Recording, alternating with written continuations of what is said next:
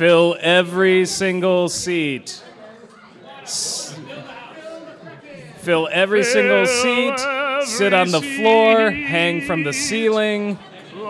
Some of you can even fit underneath this table. I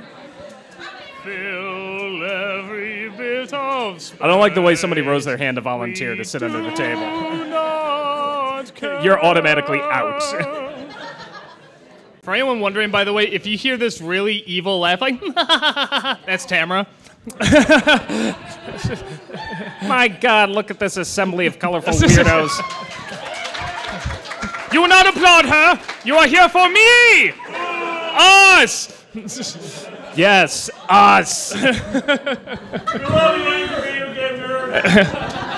Yeah. Who? Butt shit crap. Who invited him? I love you too, Todd in the shadows. Okay. Our handler promised you'd keep Linkara away from us at all times. Okay, all of Detroit is in here. Okay.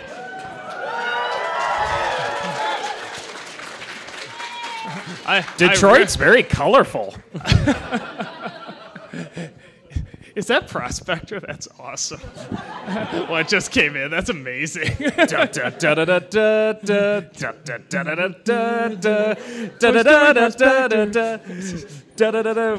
those in front, if you think we just had a mental breakdown, the Ghostbusters walked in.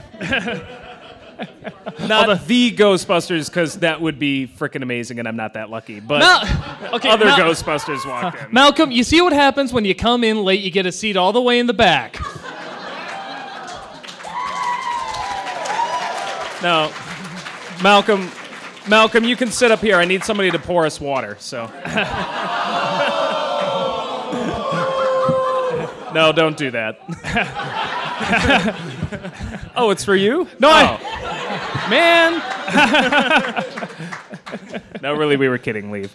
All right, audience, do you want Malcolm to sit up here? All right, Malcolm, you're going to be our sign language interpreter, so I hope you know sign language. Audience, be honest now. Would you like Tamara up here, too? Yeah, you would. But you have to share a mic. No, you cannot come up here. Did you put Malcolm in the middle?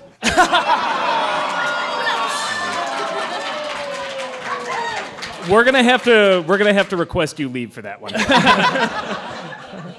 No, my handler. No, my favorite is that I tell the black guy to sit in the back, and yet the one that got the biggest response is pour us some water. And I was like, oh, but sitting in the back, yeah, that's okay. That's okay. I think we've learned an important lesson. We're all racist. Yes. Okay, so man, oh, there's you're still racist people too. Holy Shut smokes. up. It's Avenue Q. Everybody's a little racist. Okay, so we're just going to go down the line here. We're just going to introduce ourselves, say who we are, and it's pretty much just a straightforward Q&A. We're just going to answer your questions, act like asses. That's what we do. And yeah. Act. Oh, good. I love you both said act. Yeah, I am Doug Walker. I'm part of a website called channelawesome.com, and I do a whole bunch of characters. You shut up.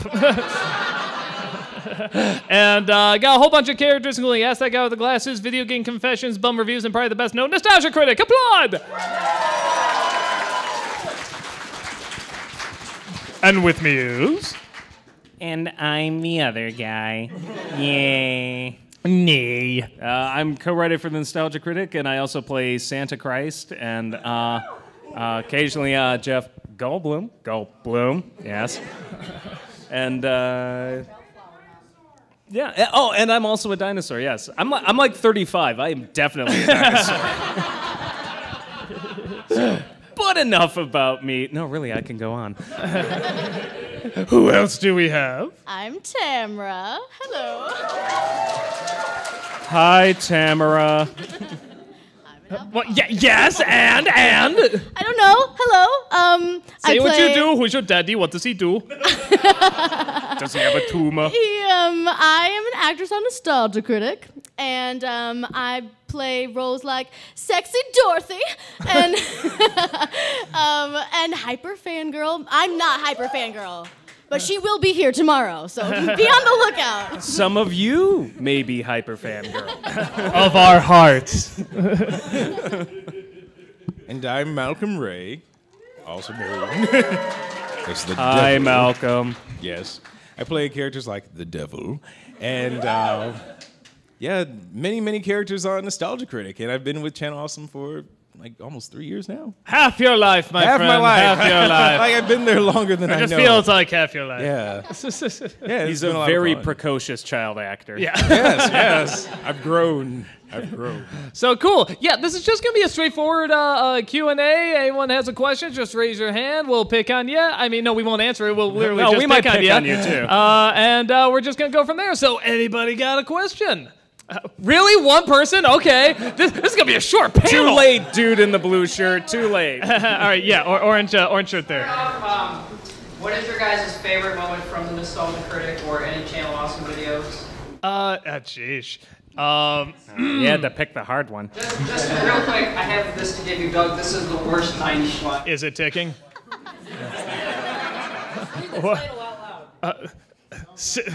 The secret of Treasure Mountain. I like how it's so obviously a ripoff of Indiana Jones. Beth knows this movie? Like a million times when I was a kid.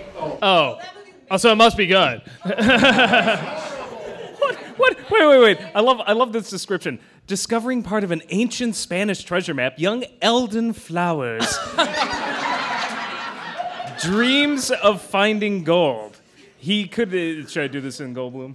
Yes, I think I should. Always yes. He could be rich, and he could also help Mr. Graff, who is about to lose his home.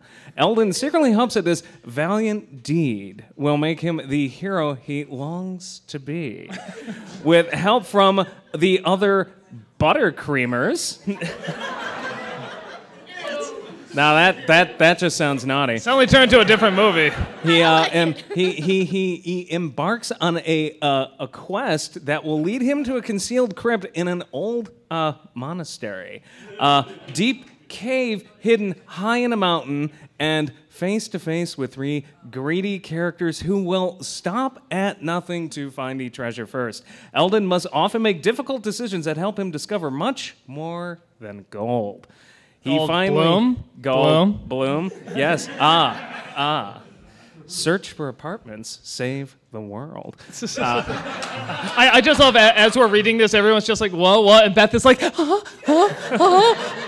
it's so amazing. He finally sees himself as others do and begins to understand what being a hero really means. Wow, this looks really freaking tough. Yeah, here, take that back. Wait a minute.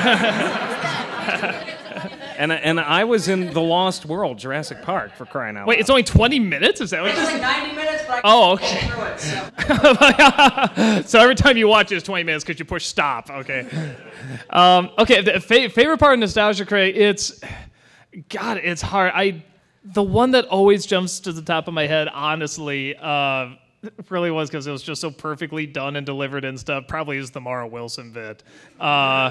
Just the fact that we really got Mara Wilson. She hadn't been seen on camera for like years, and then she comes out for pretty much this stupid video to just hand my ass to me. And she's so evil in it too. That's what I love. Her little evil at them. I mean, it's wonderful. So probably a close second would be the Team 4-star reading of 50 Shades of Grey. That was pretty funny too. I like the bit with Rob Paulson and Maurice LaMarche when we. That was very good, yeah. But that's because that was a personal moment for me where I just got to watch two of my heroes write some stupid ass script we wrote, and I'm like, oh my god, they're actually doing it.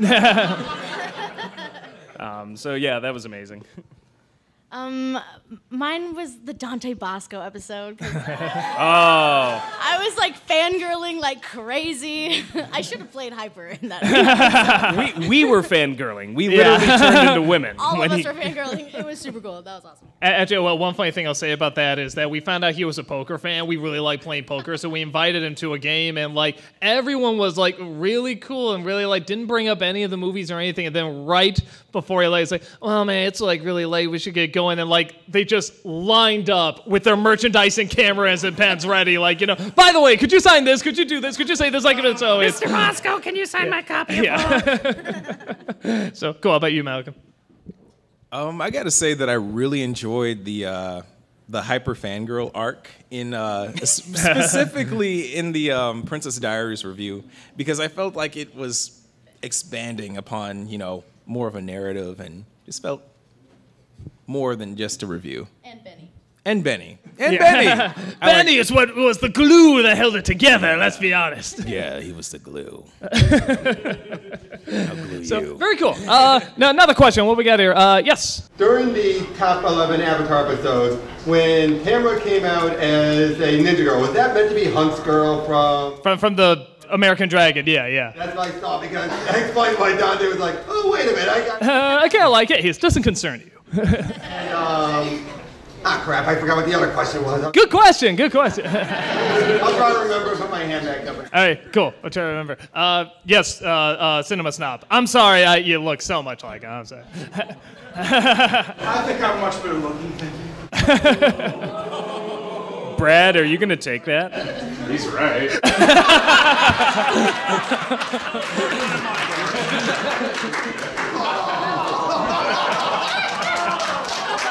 The hentai panel is later. Come on. Get a room, you two. This is a family show. Family picture. All right, go ahead. First off, I asked you this like last February, not this one that just passed, but the one before. Now that they're going to be making a remake of Spawn, are you going to get to the first one? That is definitely one on the list. It's always been like, do we do it this week? Nah, let's do this one. Do we do it this week? And it's like, it's on the list. We'll get to it. Can we please call the remake Respawn? So I didn't know they're doing a remake though, so maybe I should wait for that. I don't know, but we'll see. And the second one is, now that Five Nights at Freddy's is going to be getting a live-action movie, will you get to that one when it comes out? If it's bad enough, entertaining, sure. It doesn't matter if it's bad or good. I still want to see it. No. There's a lot of movies where it's like you hear Arnold Schwarzenegger's gonna be pregnant. Oh, this is gonna be comic gold, and it's like, wow, were we wrong on that one? I swear to God, the Five Nights at Freddy's movie is just going to be people watching the Five Nights at Freddy's movie and reacting to it, just like that's the best part, yeah. So, we'll see when it comes out. If it's bad enough and entertainingly bad enough, it's like, sure, why not? Let's see. Yeah. What made you want to get started doing the nostalgia critic? Poverty.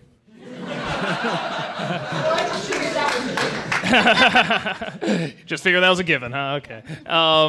It just started off as a hobby. Actually, the big video that got people looking at me at first, the quitting my job video, where for those who don't know, I was a janitor at a place. I had a guy film me quit my job, where I bring in a stereo playing 2001: A Space Odyssey, and I rip open my shirt and it says "I quit" on my chest, and then I dance around to Bohemian Rhapsody with the stereo, like going ha ha ha at the part where they say, "So you think you can stone me and spit in my eye?" They actually made a top 10 list on, I think, BuzzFeed. Oh yeah, no. There's like It showed up on CNN. yeah, no. Every and year the it'll most show up on random like places. CNN, 2020, and stuff like that.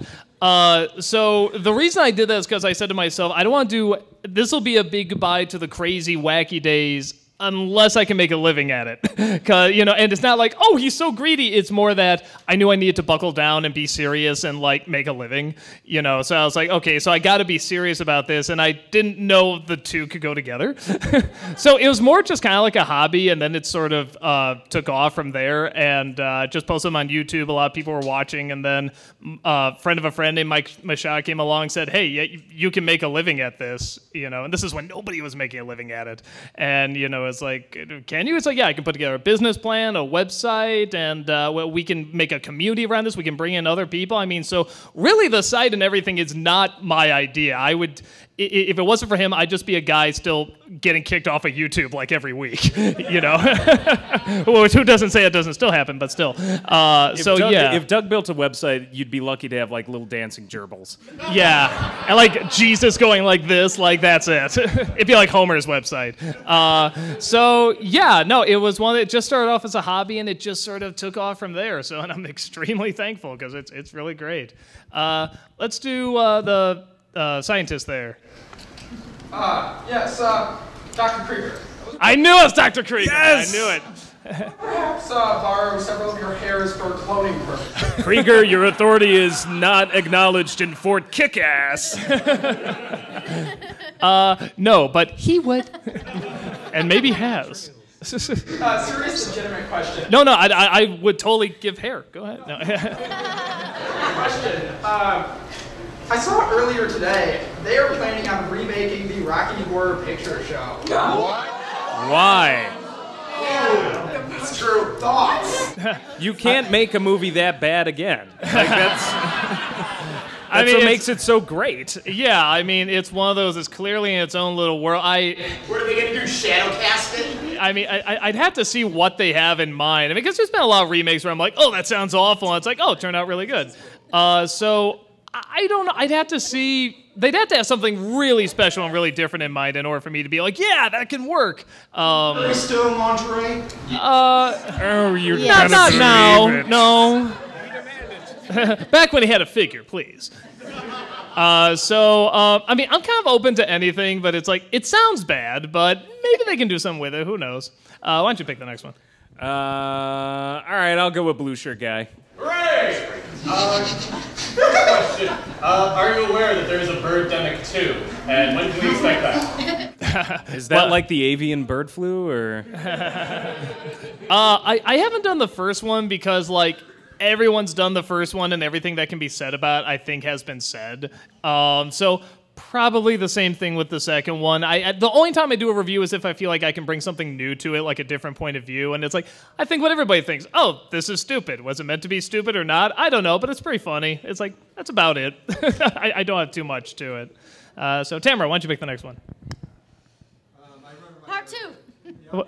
Oh. If there was a episode that you've done that you would go back and redo, either because you've thought of better jokes or your opinions changed or something, or you didn't like how it turned out, what would it be? Any episode from the past? Junior.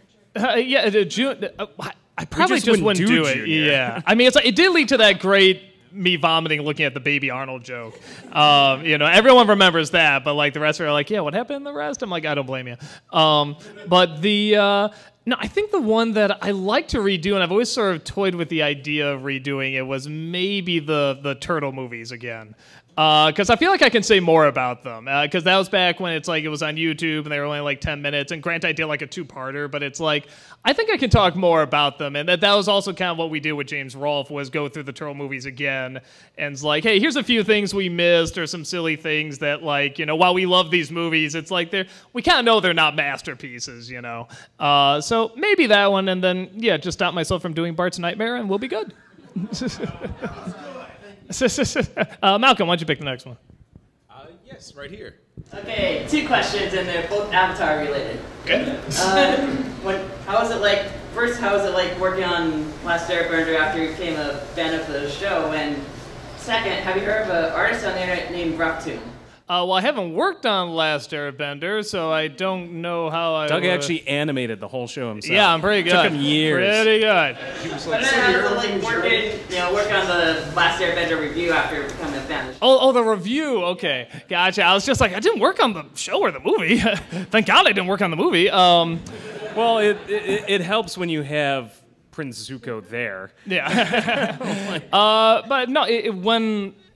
You know, the funny thing is, like, because I became such a fan of the show, and the show really was so good, I was not as let down by the movie, because I just knew, even if you got a good director to do it, you can't sum up that first season in whatever, a 2-hour movie, 2.5, or it's almost impossible. Yeah, I don't know so why it's you would like, even try. I was not excited for it by any means. So it's like, I understand why other people were, especially because Shyamalan was like, maybe he could be good. Nah, he's shit. No. The only way you could do it is if you tried to do it probably like the Potter films. It would have to be 6 or 7 movies. Yeah, for like just a season, you know. Well, no, I think you could probably do 3 seasons in that amount of time. Yeah, but I mean, cut out it's some definitely things, not but, one movie a season. Like, but so too much. So I didn't like it, but I didn't hate it quite as much as everybody did. Maybe because I had the build-up, like, this is going to be so bad and everything. And we're just so used to Shyamalan now. It's like, let's just enjoy the Shyamalisms.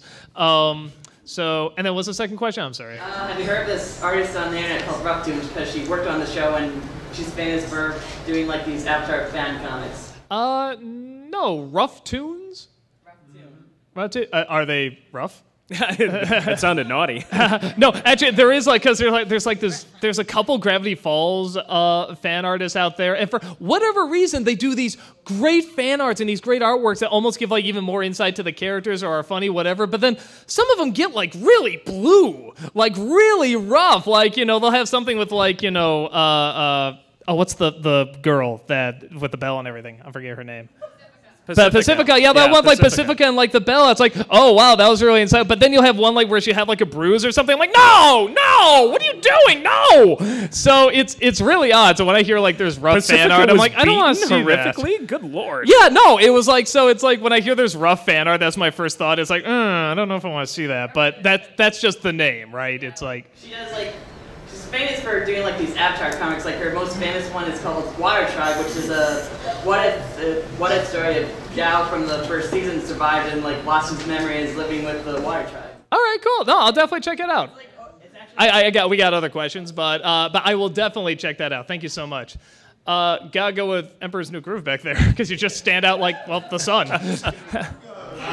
So I was a big fan of you guys for a number of years, and I was both extremely sad when you originally said that you were done with the Nostalgia Critic. It was a very sad day. But then you decided that you're going to reboot it with the whole the awesome addition of Malcolm and Tamara. I think it was a great addition to the show.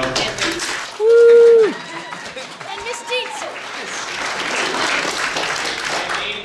First of all, I was not too pleased with the review you gave to Emperor's New Groove. I'm sorry, man. It's okay. It's okay. He's gonna kill you, Doug. He's gonna rush you right now. Spain is very difficult to like, I know, but that's what makes Bruce Lee so great at the same time. But my main thing is what made you guys decide to redo the show from a nostalgic point of view and now to do modern stuff. We ran out of ideas. No, that is like actually part of it. It's like, well, what film are we going to review? It always had to be like 80s or 90s. It's like there's so many good, bad movies coming out now. It's like, why can't we tackle these? It's like, why shouldn't we? Yeah, we're kind of in a golden age of shit. Like, it's one of those things where it's like, I actually very much believe like really good films are coming out now, but it's like, so I guess the ones that are bad are so bizarrely bad. You know what it is? Ideas right now are so, even if a lot of them are, you know, retooling and remakes and stuff like that, they're still so creative and so strange that a lot of them can work okay. But that also means the bad stuff too. Like the bad stuff is so creatively bad and strange that the it's life like of Timothy Green was so odd. I mean, what reality did that Should have been live called in? So it's one of those where it's like when a movie comes along and it's so bad, you know, but it's like so differently bad. It's like, how can you not talk about this and try to understand why and how? So, yeah. And that actually really perfectly leads me to my next point, which was you've reviewed basically like the shit of shit over the number of years, right? I haven't heard that movie, no. Saying like it's perfect, and would you guys have an idea of how to make the perfect shit movie? The perfect shit movie? I do want to make one distinction. Bad, it's amazing, like epic status. They already did. It's called The Room. Yeah. It doesn't get any better, or should I say worse, than The Room. Yeah. And I do want to make a distinction. We just review shit. The person who reviews the shit of shit is Brad. We stick with B grade or C grade. He's all the way down to Z grade. If that was probably the name of one of your like porno movies, The Shit of Shit or something. Sure.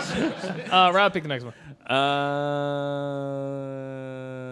Whoever's right behind Luigi back there.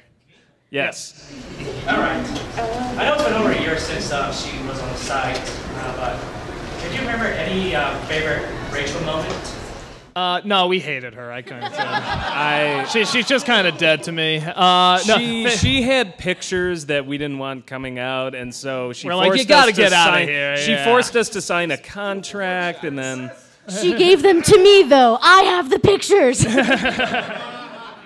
So let's just say goats and just. Actually, we did in the TMZ one. She actually does make love to a goat. That's right.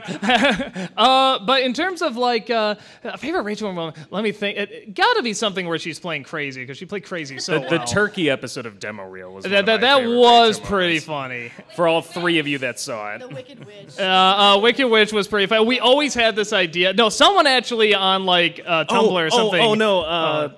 Rita. Oh, Rita, yeah. Rita's definitely my favorite. Somebody had this great idea on Tumblr. I was like, ooh, I'm totally going to do that. Where if we ever do, if Rachel ever comes back in town and can film a review, we're going to have her be the Wicked Witch and Tamara be Dorothy. for like, probably for that. What's that awful Oz movie, Brad? The CG one? The Great and Powerful? No, the CG one. Well, yes. Legend of Oz, yeah. Like, we review that with him. I was like, that's a good idea. We might do that. But no, favorite... God, it's really really hard to guess. Tamara and Malcolm, you go, yeah. Tamara, what's your favorite moment that Rachel did? With Rachel, I think the turkey demo reel. I think it's... You know what? You didn't even watch Rachel, did you? You just took over her job. I did. I for sure did. Every week, y'all. No, you know what? I got mine. The Got Milk commercial. Oh, yes, great. that one, totally that one. That was amazing. Milk. What the fuck? Yeah, that was my favorite Rachel moment the more I was thinking about it. Yeah, I mean, just her delivery and her facial expressions and everything. I mean, every one of those she got right on like the first day. I feel like this is a memorial for Rachel. Yeah. Let us remember her. The best, though, was when she came back from doing the Wicked Witch, and she was like all green, and she was like, I am never letting them do that to me again. And then suspiciously you got the job the week after. Yeah.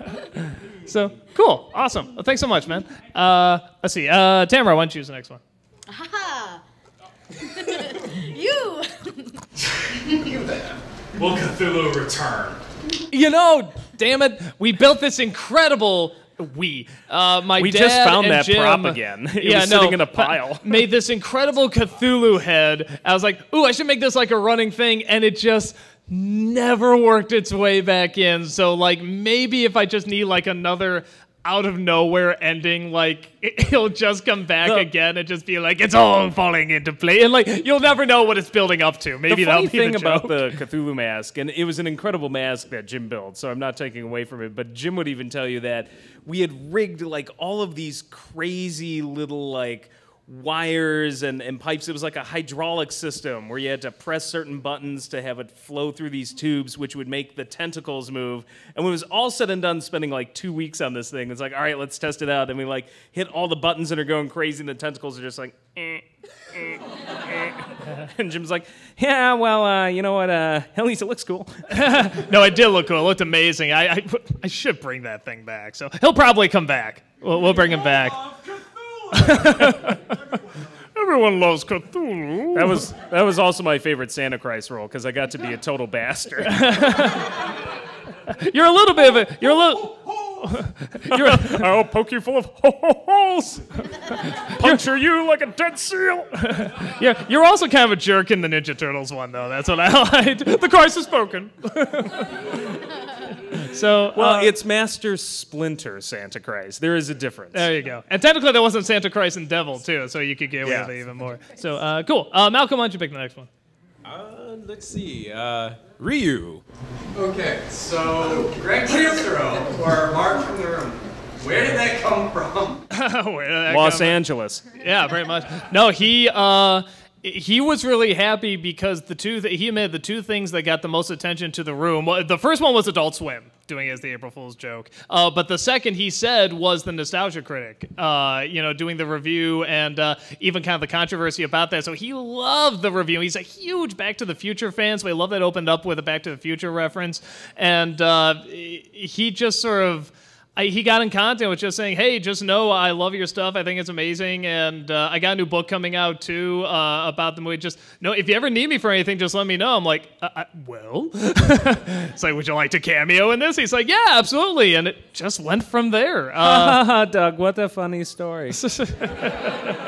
And we still talk. He gives me updates on like how the movie is going and stuff. And he's just a super sweet, nice guy. So, yeah, it's he's super great. And anything else ever pops up, love to work with him again because he was super awesome. Now, John from theroommovie.com, we have questions. Yeah, not so much. Yeah, not so much. So, cool. Next question. What we got here? Let's do, green shirt. Regarding the Christmas videos last year, what was your inspiration for your Christmas demon persona, and exactly how did you get hyped up to do that performance? How did I get hyped up? That's Lots just Christmas. Of drugs. No, that's me without the drugs. That's me without like all the tranquilizers and stuff like that. Finding out Christmas is coming. Whole candy canes and laid them out like lines of coke. Christmas cheer. No, it really is. I really do like insanely love Christmas. I just thought, well, how can I sort of top the Christmas stuff I've done before? And I just thought, wouldn't it be funny if I did it where like I like Christmas so much that it actually starts to go in the opposite direction. It's actually like really mean and violent and bloody and gory and terrible. And like the love can go so far it actually starts to become the exact opposite. So yeah, and the outfit, I think I drew up some pictures, and then Jim J-Roz, he started to draw up some pictures, and we just sort of combined them together, and yeah, it looks great. I love how the Christmas trees actually form like an evil brow. That's my favorite part about that.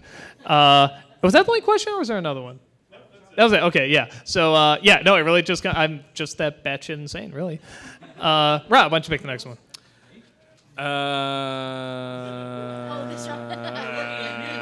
I'll do the one waving their hand. Yes, you. The one, yes. Stand up. Rise.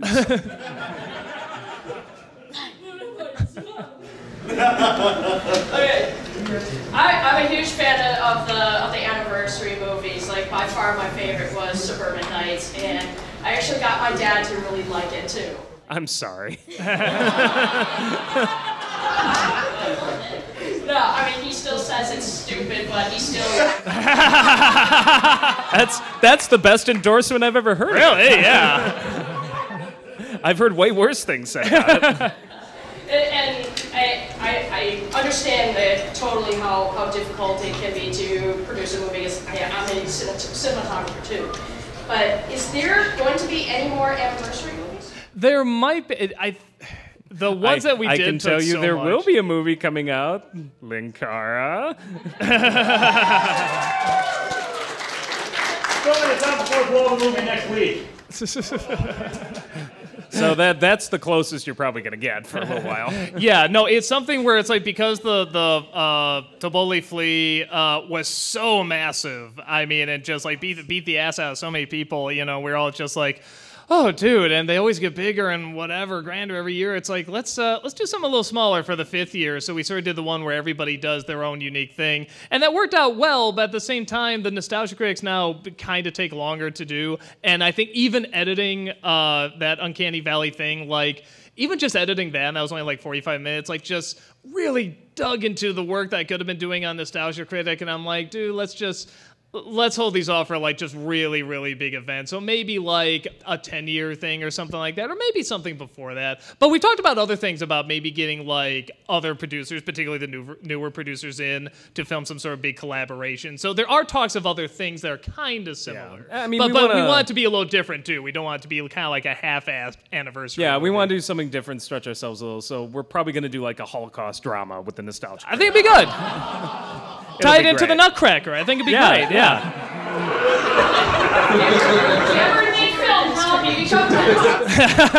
You ever need help for your Holocaust Nutcracker? Give me a call. Tommy was so in the Diary of Anne Frank. She was a little too eager on that Germanness thing.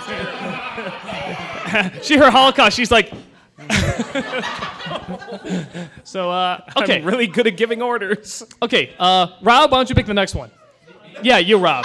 Yeah, no, I really want you, Rob, to pick the next one. Go ahead. See, you were looking at me, though. Shut the fuck up. Sure you know Okay, yes. Wait, that was a great ventriloquist act.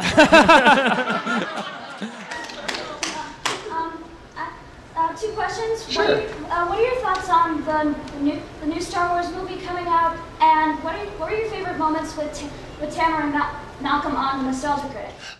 In terms of the Star Wars movie, what they've shown has been so little. It's like, how can you form an opinion? How can it physically possibly be worse than like the Phantom Menace? Yeah, I mean, like it's impossible. Like you're starting at rock bottom. There's nowhere else to go but. I mean, I'm with him. I can't see it being worse than the prequels. I don't know if that means it's worth making, but it's like, I'm open. I'll see. But like I said from the previous, like, what do you think? What do you think? It's like, Look, lightsabers, ships flying around, Star Wars, holy crap! That's in all of them. I think it will have a black stormtrooper. That's all I got out of it. I'm like, okay, that's it. They didn't show much of anything. Yeah, so, I mean, I can't really form that much of an opinion. In terms of Malcolm and Tamara, I don't like a thing about them. It was hard to get them up here. No. Hey, don't you love that? Love that? Like that? No! I'm trying. God, I'm trying to think. Like, what was like? You mean like favorite scene that came out on video, or like favorite filming scene? They're both. Both. Sheesh. Really gotta work me. I like The Shining. Shining, okay, but Tamara wasn't in that one. Oh, that's right. That was it. I was still in it. You know, Wicker Man. Wicker Man was a lot of fun because The Matrix. The Matrix was a lot of fun too. The Wicker Man is probably it because that was the first time we had Tamara as like a cast member, like officially, because we did an episode before with Face Off that was gonna be your introduction, but I lost the footage. So what? And I felt awful about it. It was terrible. But the nice thing about it is that led to the Wicker Man episode, which I think in many respects kind of worked better because I want to say like when we did the Catwoman one, it's like you were really good and really great, but at the same time, I think it took a little bit of like, you know, trying to get a little bit of rapport. Like, when I say this, I really mean this. And me just trying to figure out how to say your name, too. Because I kept saying Tamara over and over. It's camera with a T. Yeah. So Doug called me when the Face Off review got lost, and I was at home with my parents in California, and he called me. He's like, hey, I lost the footage. And that was the first time I had really worked with you guys. And in my mind, I knew this wasn't true, but in my mind, I was like, maybe I just did really bad. And he doesn't.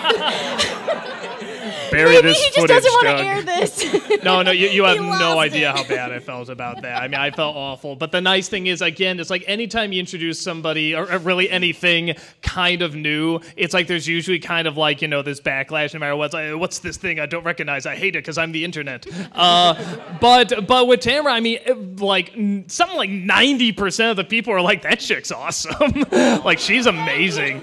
And Alice in Wonderland and Teenage Mutant Ninja Turtles and all the other ones that you were definitely in. And in terms of Malcolm, I think I think it's just gotta be the devil. You're so cool as the devil. There's always something I like with the announcer voices too. Whenever you do like the milk, what the fuck? That's actually my personal favorite moment. But some of it, when you first came on as the devil and you actually like had the suit he put on, I'm like, this looks good. Like this is a character. This is a great character. And again, when it came off that way as well, there's just kind of this excitement, like, wow, like I can do more with this. I can really work with this. So you know, actually, I will admit the other scene with Tamara, kind of the same thing with the character aspect. Is I actually, because it was kind of a risk doing the. Oh, now I'm forgetting the Christmas Story 2 one, because we kind of worked in like some drama at the end, and it's like, I'm used to doing the comedy, but the drama, it's like, that took, like, just the scene with us on the couch took like hours to edit to get right, because it's like, dude, if this doesn't fail, this is going to be really awkward and really bad and really uncomfortable for people, so I had to get the music and everything just right. When you showed me like 3 alternate endings and were asking me which one would work best. Yeah, so the fact that not only did it edit-wise come out so good, but the performance on that one, without saying a word, just the look on your face and sort of the fear, but also the comfort there was just so perfectly done. And the response was great. The number of people were just like, the feels, crying manly tears. Well, and what I like too is how many people are like, you know, leave Hyper Fangirl alone. Like, that was way too mean. It's like, you do realize this is a person who's like kidnapped me, held me at gunpoint. But I yelled at her. That was too mean. But she loves you. Yeah, but that's why I like that everyone like got so caught up in the emotion that they did totally forget about all these terrible things the characters done too. If you love somebody, it's okay to totally break the law. Law!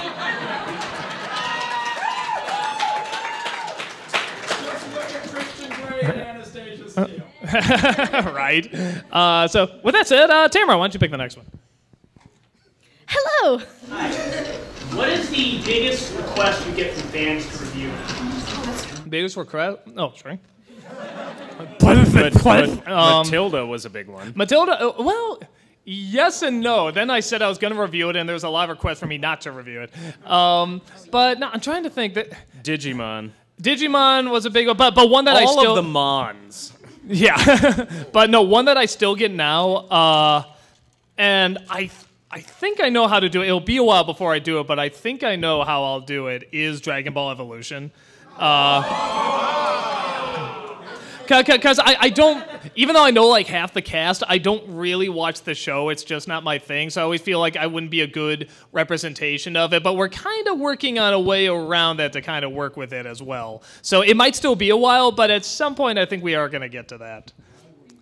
So cool. Malcolm, why don't you pick the next one? Let's see. In the white hair. Yes.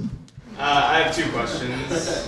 One, I know Rachel isn't on the show anymore, but will we ever see the return of the Devil's Daughter?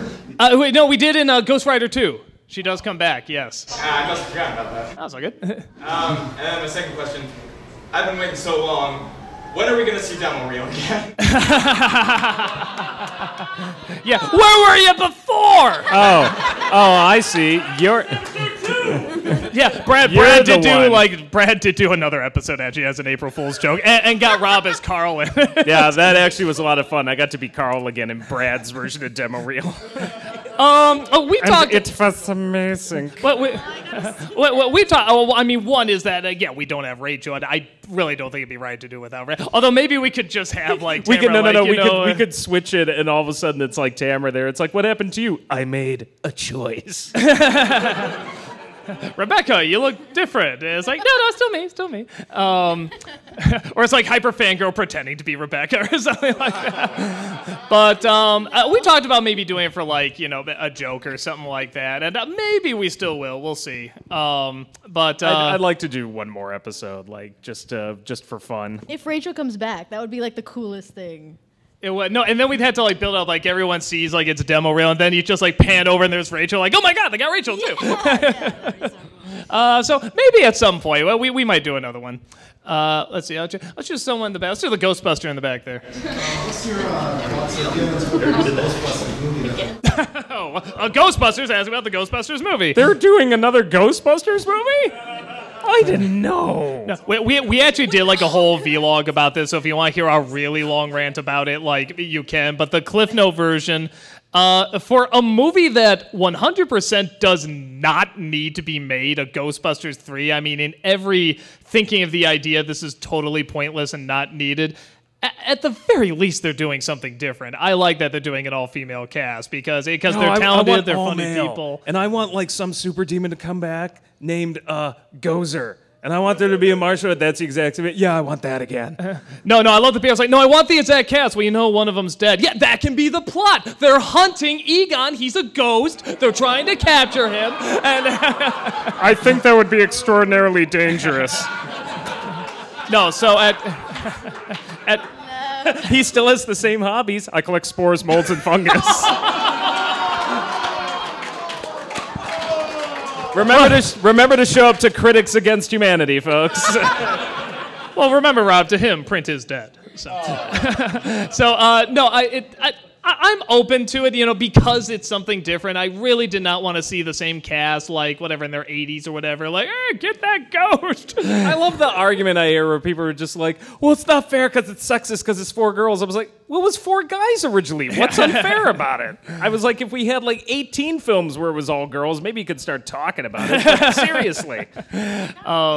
So they announced an all-male one too, and Chad Michael. Yeah, no. What I like is then like the opposite end. It's like an all-male Ghostbusters that can't work.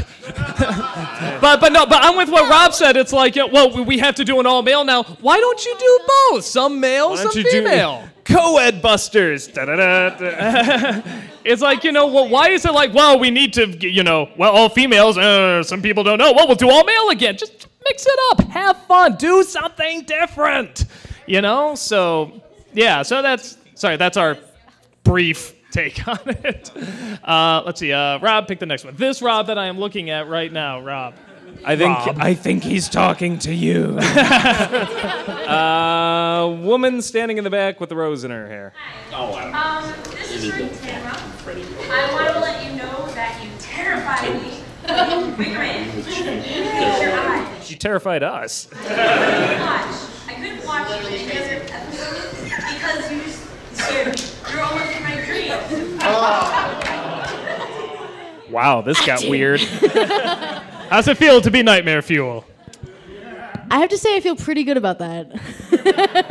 I'm not gonna lie. I apologize for invading your dreams, but you're welcome. If you close your eyes now, you'll see me there. The bees! Oh, go ahead. Also, Jeff, my husband, would like to know which one of you does the worst Christopher Walken impression. The worst? Yeah, I'm looking over here. I'm just gonna vote Tamara, even though I haven't heard it. I do the worst. Walking impression. Oh, wow. Oh, no. It's a really bad. This will not suffice. Two mice fell into a bucket of cream. It's me, everyone. Now, Malcolm, how's yours? Oh, ice, baby. That actually wasn't half bad. Our winner, Tamara, everybody. Just for that, you get to pick that. Or wait, who picked the last one? I did. Okay, so you get to pick the next one, Tamara. Woo! But do it in your walking voice. Yes. Just for anyone who wants to answer. You got some grown in your hair, by the way. Yeah, I might want to get that looks, looked at. I don't know. I apologize for not standing. Too soon. As a person who can walk, I find that very offensive.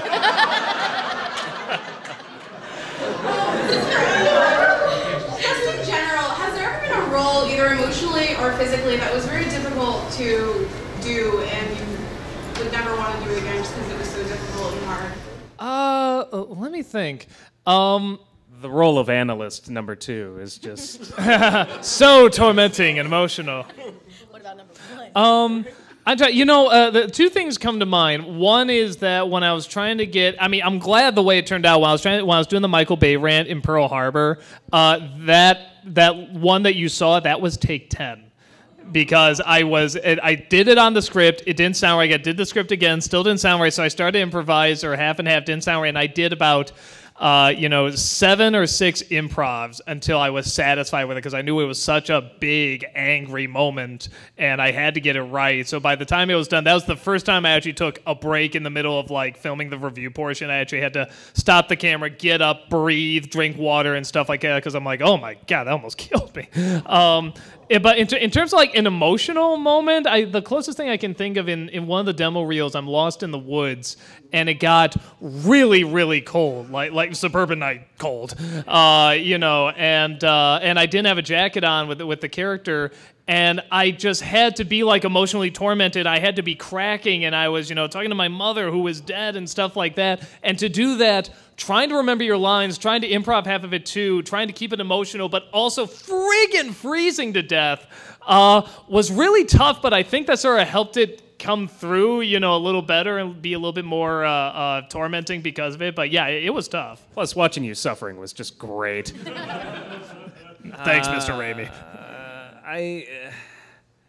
The most difficult, when I played the executor in To Boldly Flee, we were in an attic. It was Brad can attest this. Brad, like people who complain about being on the set of To Boldly Flee and the pain, the horror, the terror.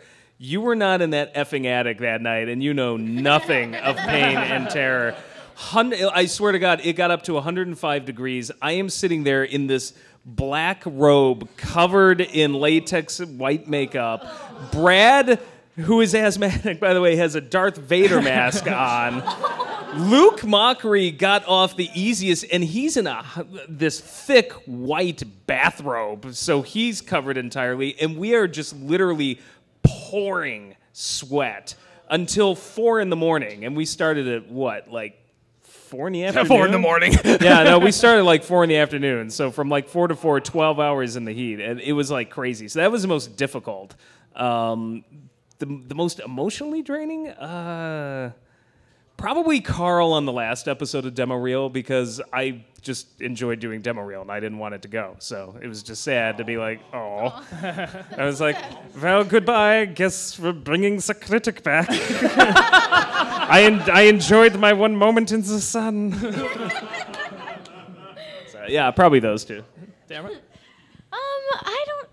I don't know. I think, okay, so one that was kind of difficult, I guess, was I'm trying to get better, but I'm not excellent at voices. And so when we did the Ghost Dad review, and there's one part where I do Sexy Dorothy, and then the newspaper boy, and then who else? Sam or Max? I don't know. Max. Yeah. And I have to go back and forth a lot. That took a couple, that was probably about 10 takes as well, but not as lengthy as yours. But yeah, probably that. Maybe emotional would be the big critic and hyper episode. The slow kiss. And then the hand in the face. Yeah. That was emotional, you guys. Let's see. For me, probably the most emotionally difficult role that I had to do.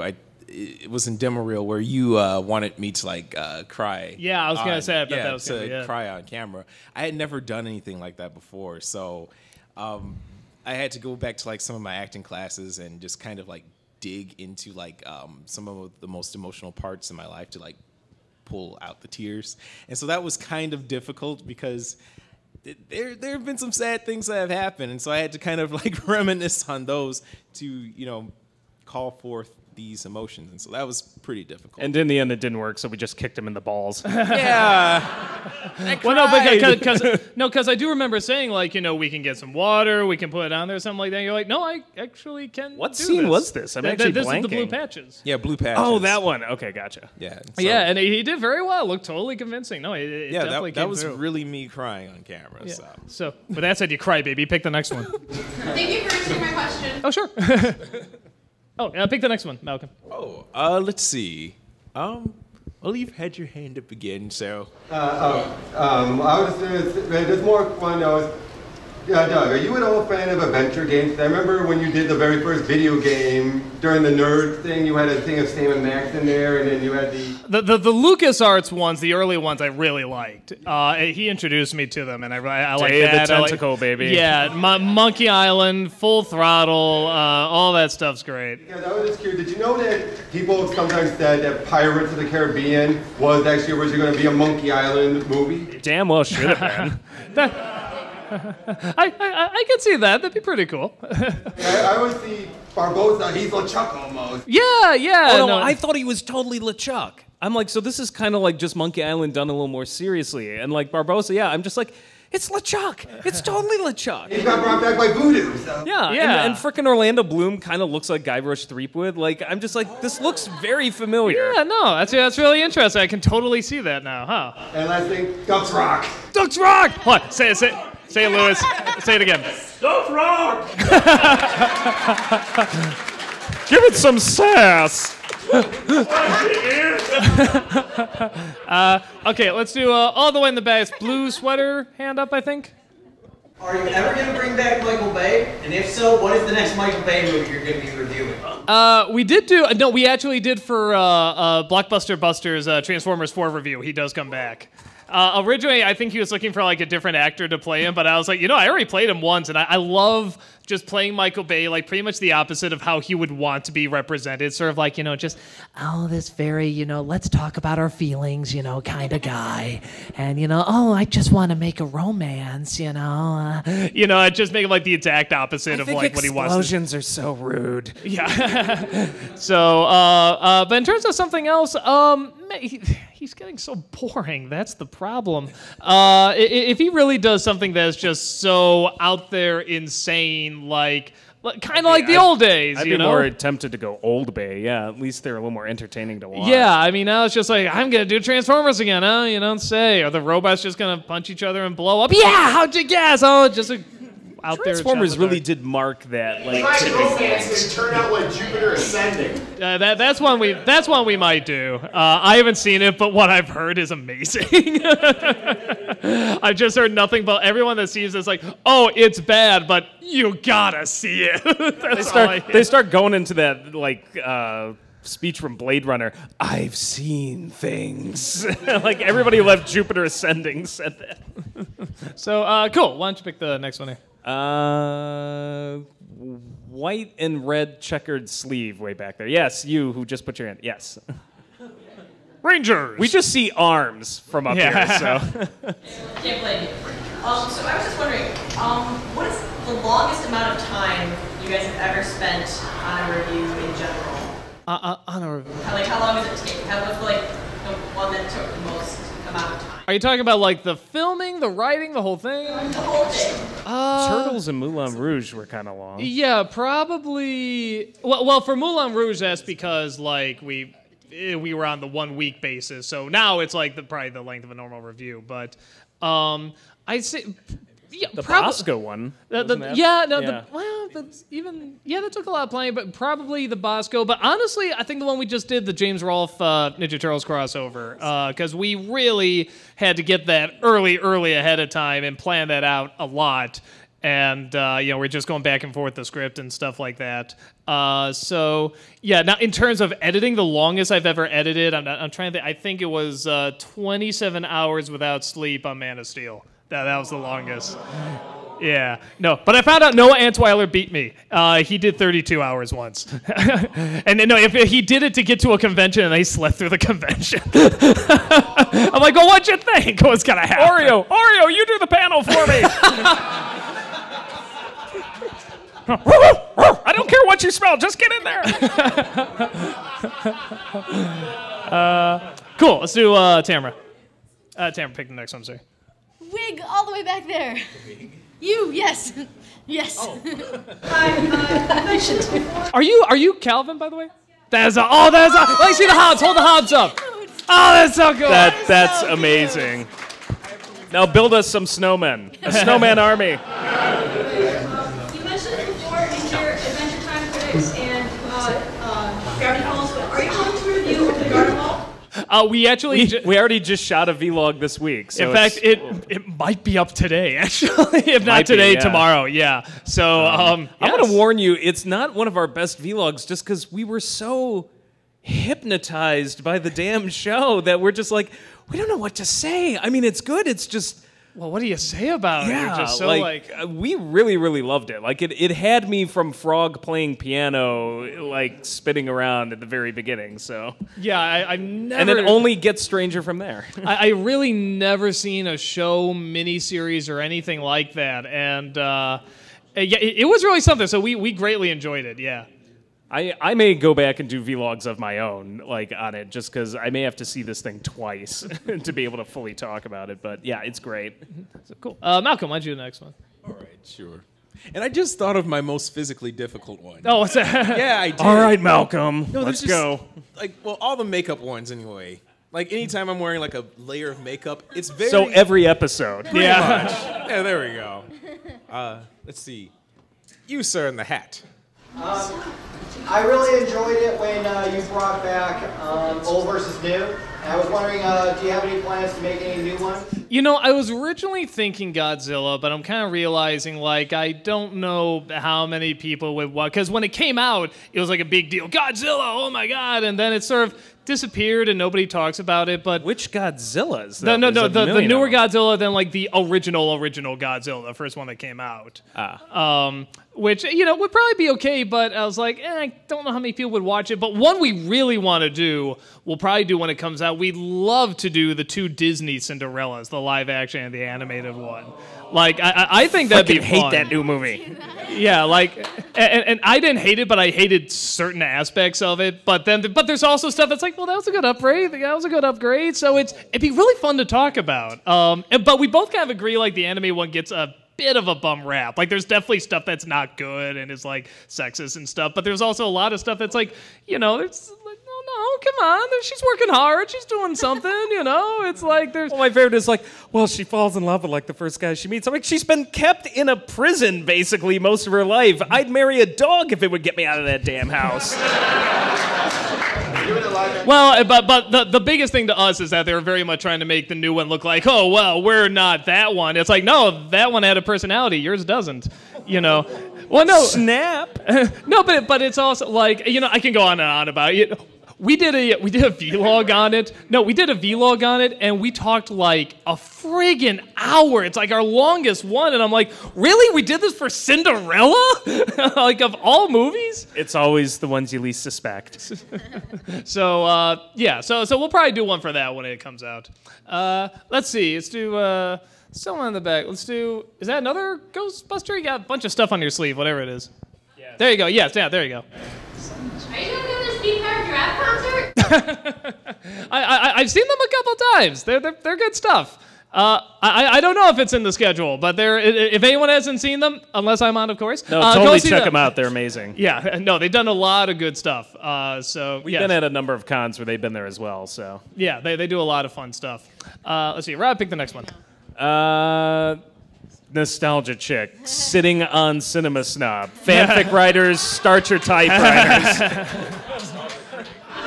What's your favorite movie to review? Favorite movie to review? Let me see. I'm trying to think of one that was like so much fun. Like just writing for it was just. Tom and Jerry was a lot. Tom and Jerry was a lot of fun. Jurassic Park actually. Jurassic was a lot Park, of fun. yeah. Not necessarily the watching, but the writing of The Purge was fun. Because just anything with that Henry character, which I know that's not his name, but I don't care. I just call him Henry. Oh, please, critic, let me splurge. Yeah, and oh god, Matthew's performance in that is so funny.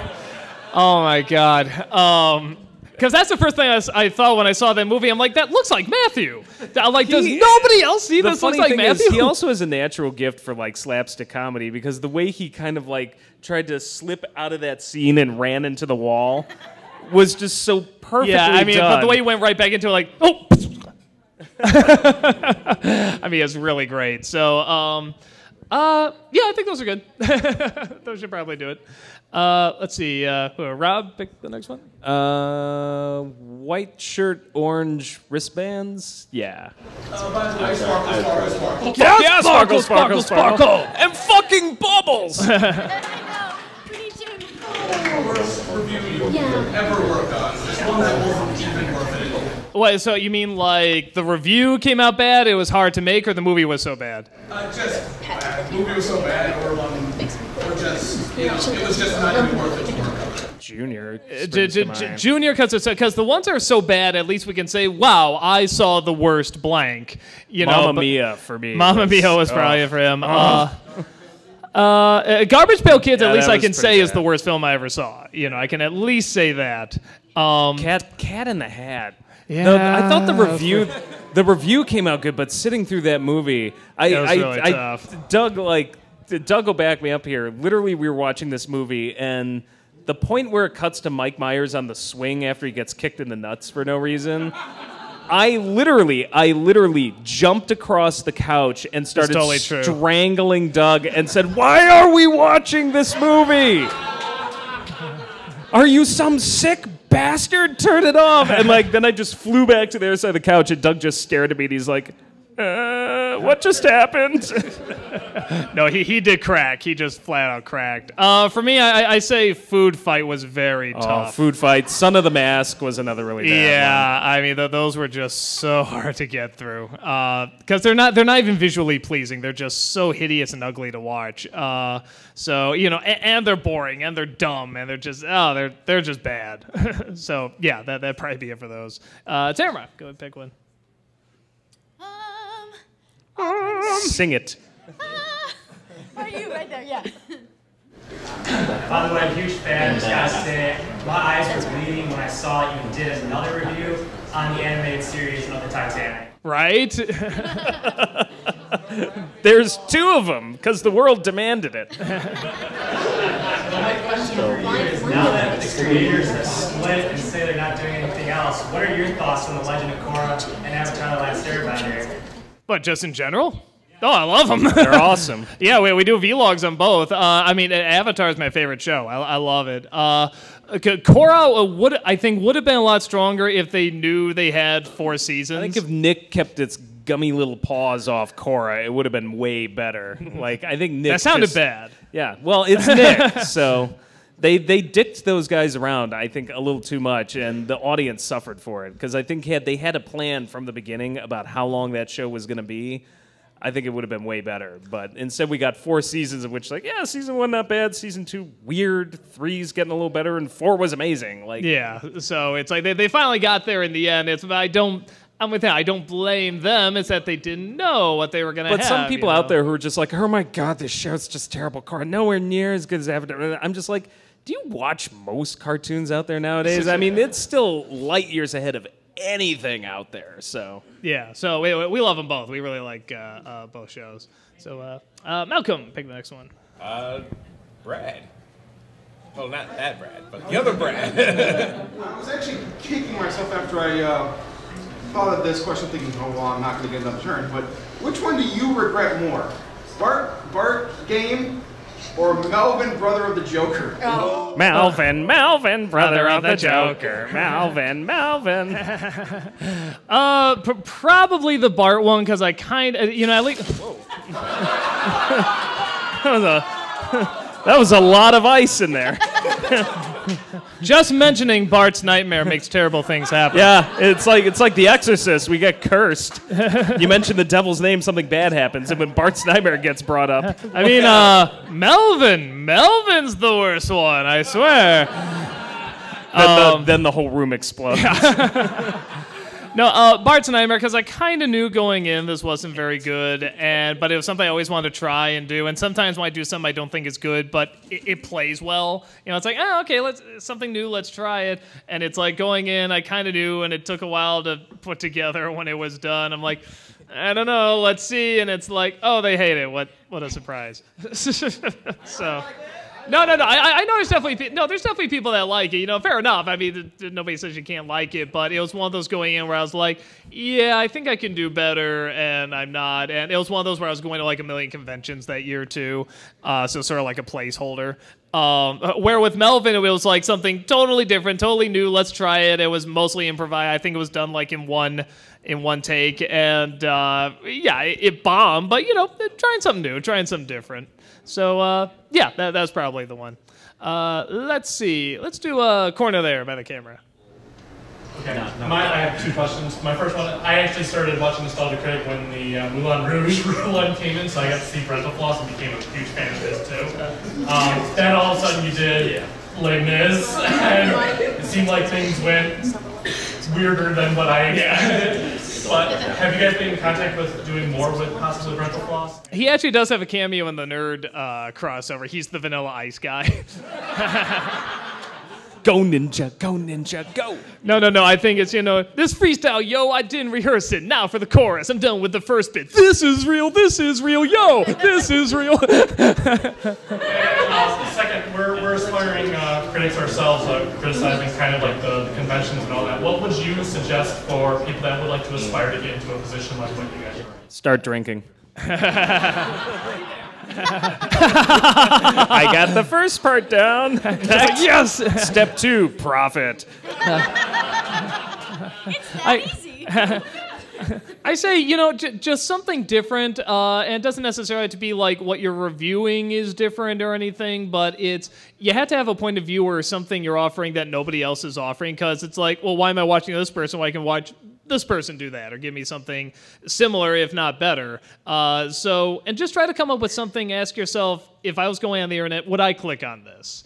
And the hardest thing to do, and it will be the hardest advice you'll ever get, is make it interesting. Oh, well, that's easy. No, it isn't. Otherwise, we would all be doing it. Hell, we try to do it, and we're not always interesting. Yeah. I'd say maybe only 10, 15% of the time we're legitimately interesting. The rest is all smoke and mirrors. We just hypnotized you all. But yeah, I think, and consistent. The more you can get out, usually, the better you can grow a fan base, and people can have something to look forward to, to return to. So, I think it's about the best I can say there. Rob, pick the next one. Guy in the top hat? Wait, yeah.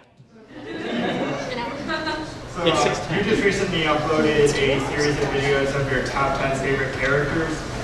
and in the comment sections of one of them, this isn't my question, but in the comment section of one of them, it was mentioned that the list was made before you did a lot of the vlogs like Gravity Falls and after the Last Airbender. Would any of those characters be replacing on that? Mabel?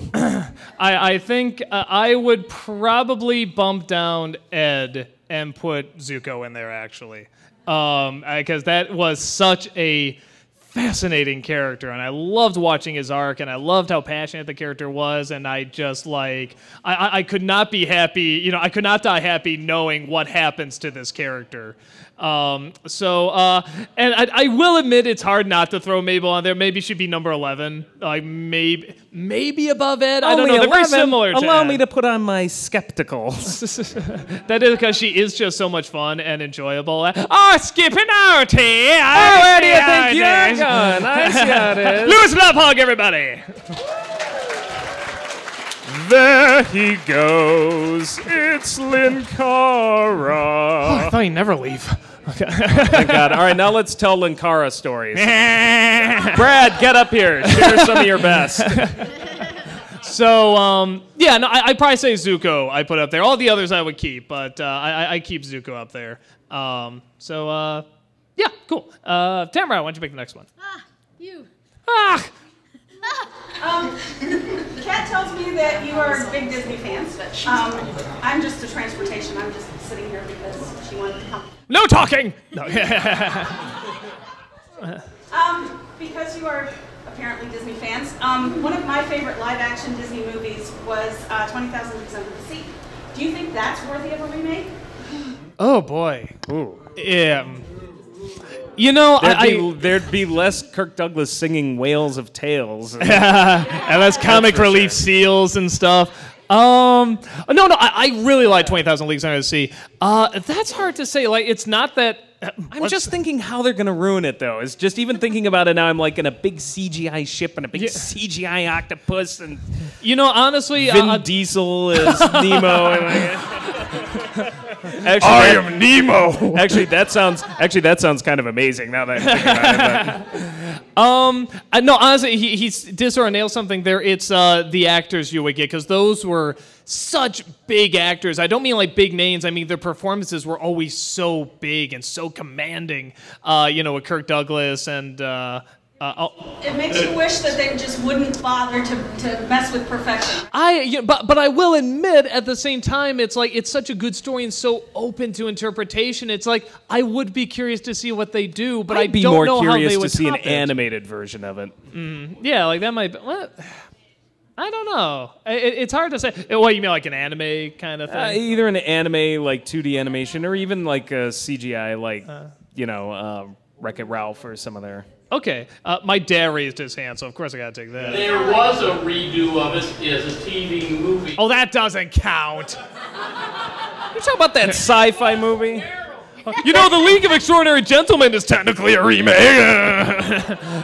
Oh, well. Sci-Fi Channel movies of the week don't count. Those aren't film. We're not sure what they are. No, I honestly... Sharknado's not a movie, sir. It's an experience. I would say I'm open to it, but man, you'd have to get some good, strong people to bring it to Shia life. LaBeouf would not cut it. A squid! No. He's the best. Wait. Octopus!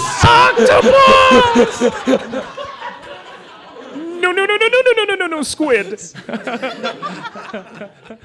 Okay, who are we on? Are we on Malcolm, I think, or? Oh, yeah. Let's see, in the black hoodie, there's like, okay, yes, you. Answer your questions. One is, have you seen the new Leprechaun movie, Leprechaun Origins? In which Can't Finally, we know the backstory. He came from Ireland. Until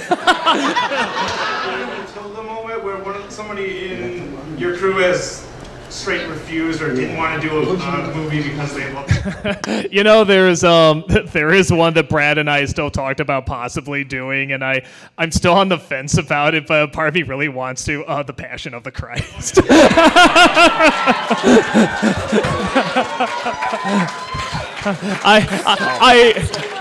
I think we would have to do that as one of your videos, though. I just know so many people would see it on like mine and be like, "Oh, you son of a bitch!" we're Jesus movie.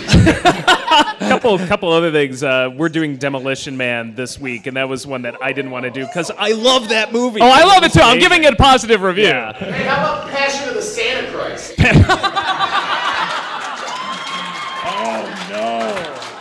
Oh, only if I'm flogged by strips of bacon and drizzled in maple syrup.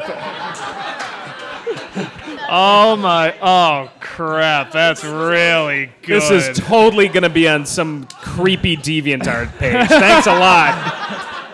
But I will say this. Perhaps a Nick Cage movie. I will say this, moving away from torture porn and me, Brad had a great moment because I think Temple of Doom was one where Brad did the crossover with 80s Dan, and like Brad loves that movie for reasons none of us can really quite comprehend, but it's like his favorite it's his favorite Indiana Jones movie, so he did this like kind of begrudgingly. We kind of knew it. And like Doug had this whole bit, like I know Mola Ram's name, and you know, Brad does like Doug did this whole bit where it's like, fine, what's his name? What's his name?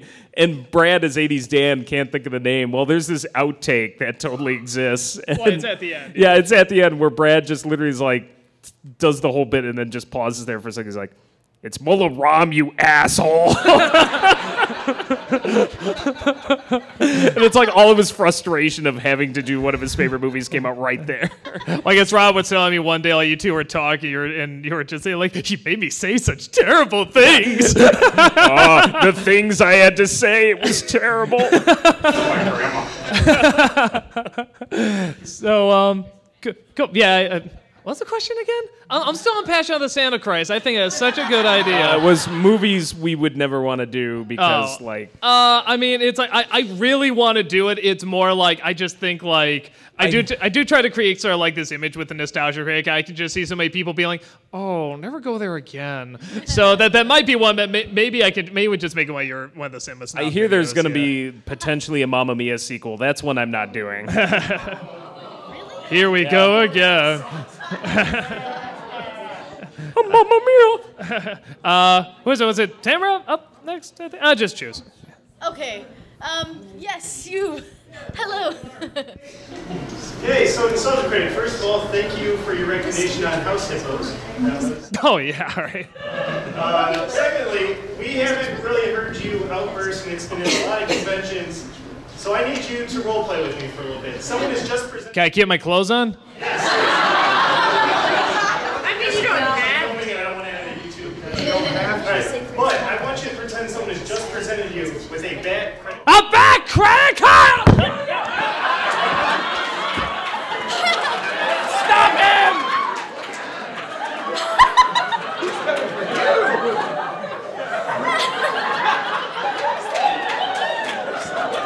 I told you.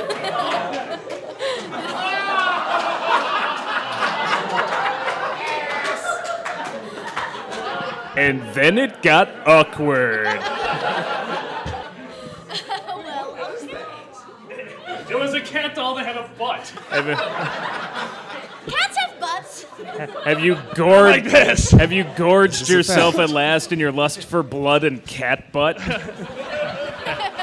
And that's your one, Midwest Media Expo. I lose my voice if I do any more. So that's your one. Cool, Malcolm, why don't you do the next one? Let's see. I saw. Okay, Andrew. I saw you your last round. Well, will you stop picking up people that you already picked on? Yeah, what gives, man? This is the first time. No, it's the third time you've done it. But go ahead. You would have been terrible at the game memory. What 90s cartoon would you mind if it were to be brought back to like right now? Which 90s cartoon would you want to see again? As a show or a movie? Well, at a show, like we want to see again. I want more Batman and Gargoyles right now. Yeah.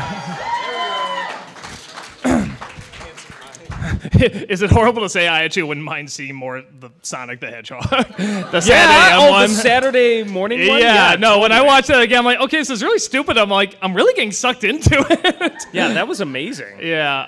And I think we can all agree the Mighty Ducks need to come back. Ducks rock! Yeah, don't think about that. Yeah, well, we'll see if that goes. How about you two? Cartoon you want to see again? Street Sharks. What? They're so implausible. I love them. Malcolm, how about you? Yeah, I gotta say Gargoyles. It kind of ended very abruptly. Yeah, I want to see the continuation of that story.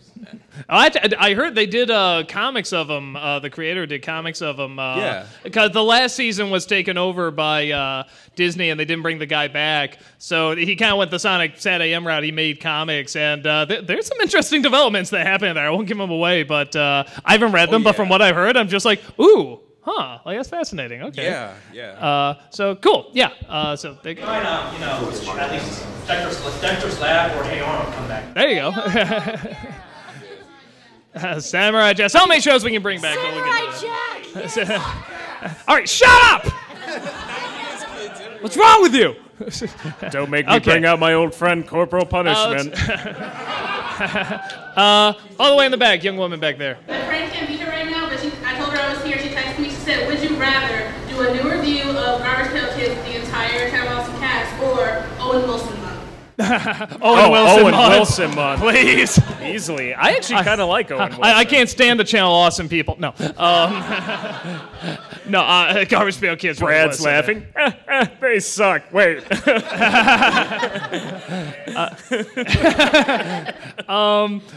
No, because Owen Wilson month I would do because I love doing the impression and just, I don't know. Wow. Just at some point I would just get like some sort of dildo or something, just put it on my nose. Wow. I mean, it's that's something he can't help, but it's like I make fun of him anyway. I get he knows what he's getting into when he puts his, when he acts. So yeah, I can just do more Owen Wilson impression. I don't want to impersonate anybody from Garbage Pail Kids. Yeah. Rob, pick next one. Okay. Man, a lot of the same people. Wait, you in the glasses, right there. Right there. Yeah, you. Stand up. First of all, I have to say, you had the cat butt. You with cat butt. Why did I pick cat butt? my dog can be used as a weapon until you use it as a weapon. That's a nice thing to know. Anyways, you've met Mara and you've met Dante. Is there anyone else that you'd like to meet? Well, I just want to be sure, Mara and Dante, you're talking about the performers, not your dolls, right? That's not what you know. Okay, just making sure. Would you like to meet them now? I have them in my purse. Let me think. Something a lot of people ask is like, who would you fanboy over? And I always say the people I would fanboy over are dead. Like I would fanboy over like Mark Twain or like Chuck Jones or like Michelangelo, stuff like that. Some of the ones I would have said we already did. Like Maurice LaMarche and Rob Paulson are like heroes of mine. So, because, voice actors that talented just fascinate me. We already talked to Mike Nelson, and those were other heroes of ours. We've met a lot of our heroes. Yeah, I mean, it's incredibly awesome, but it makes a question like this kind of difficult. But I will say, just a funny story kind of connected to that was I already worked with Rob Paulson. I talked to a lot of the Animaniacs people. So there was a convention where Rob Paulson and Maurice and Marsh were going to be, and this is where I was going to try and get the Pinky and the Brain cameo. But I didn't want to be like, "Hi, you don't know me. Can you do a cameo?" I didn't want to do that. So I was trying to think of a way to start the conversation, how to introduce myself. And I'm at this concert where Rob Paulson and Randy Rigel, I think is his name, they're going to perform the songs from Animaniacs. And Maurice and Marsh, I know I got the little VIP thing, and I'm going to sit down, next to Maurice and Marsh. So I'm trying to think about how to start this. How do I introduce myself? And I'm just playing my head for 10 minutes. I'm trying to think of something. And then I see him. He comes up to me. He says, "Excuse me, Doug. I'm so sorry. I actually have this seat reserved. Is it okay if I sit here?" I'm like, "Oh, yeah, absolutely." And I just move over and play it all cool. But in my head, I'm going, "He knows my name!" So you're saying there's a chance? so that made that a lot easier. And they're all really nice and everything. But I'm sure there's other people. But Probably yeah, it's people involved in shows like, Gargoyles and Batman the Animated Series, and because we met the Animaniacs people, so... well, and we probably will. We got a con coming up, MomoCon, that's got a few people there from Gargoyle. It's got the creator, it's got Keith David and stuff. I met Marina Sirtis, I met her. She was really cool. And her voice is still just as, That got uncomfortable. Don't ever do that again. I don't know. I'm trying to... maybe I'm not even sure if he's still alive. I think he might be. But like the people I really like to meet now are like I used to be like I want to meet the badasses like Jack Nicholson or Bill Murray, like kind of the jerks and stuff. And now I really want to meet the nice people. I'd like someone like George Takei I love to meet, or like Hugh Jackman. These people are just like big puppy dog people who are so kind and nice. And now it's just I look up to that a lot more now because that's Shia LaBeouf. Yes. No. Apparently those people scare Malcolm away. Fine, away with you. I don't need you anyway.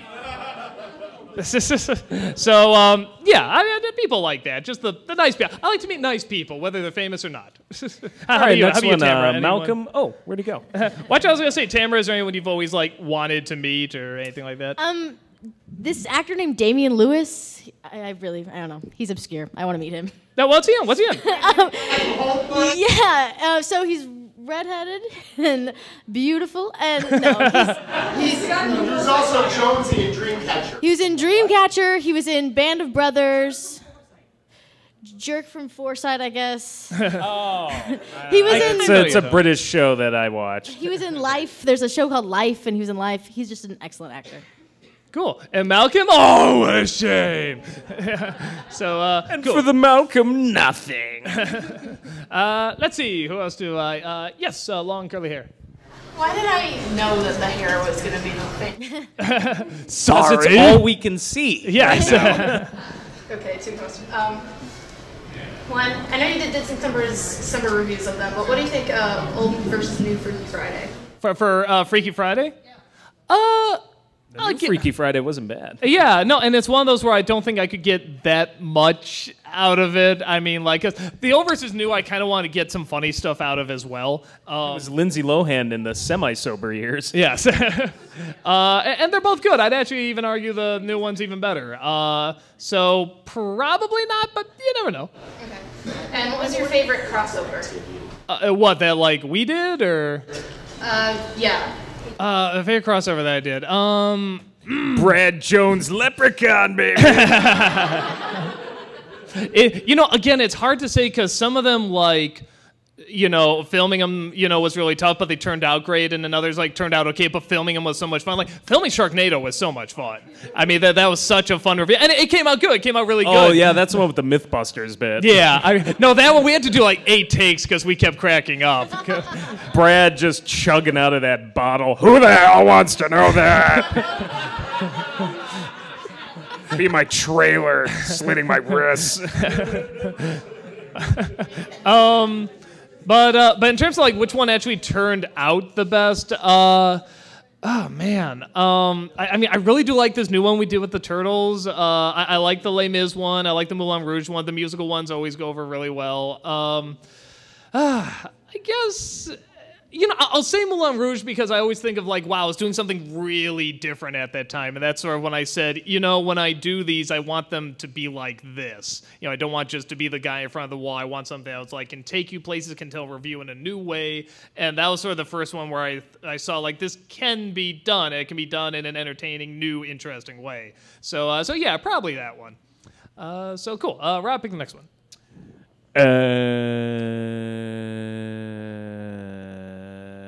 You. No, the other you. Okay,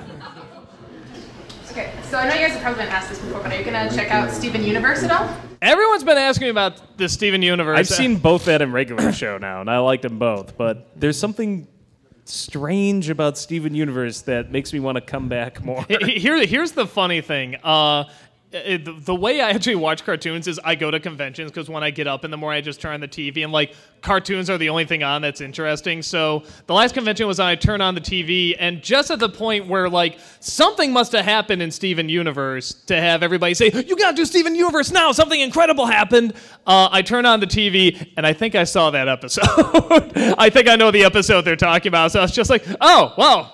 There went that surprise, you know. But at the same time, I was like, that was a really cool surprise, and I was like really, you know, engrossed. I'm like, this is really fascinating. The sort of, I watched a few more after, and what they do with identity is really intriguing. And I'm like, yeah, I want to do this. So I don't know when because we're catching up on Adventure Time right now, and like I said, over the garden wall and stuff. But I want to. You probably will. Yeah, I want to catch up on that.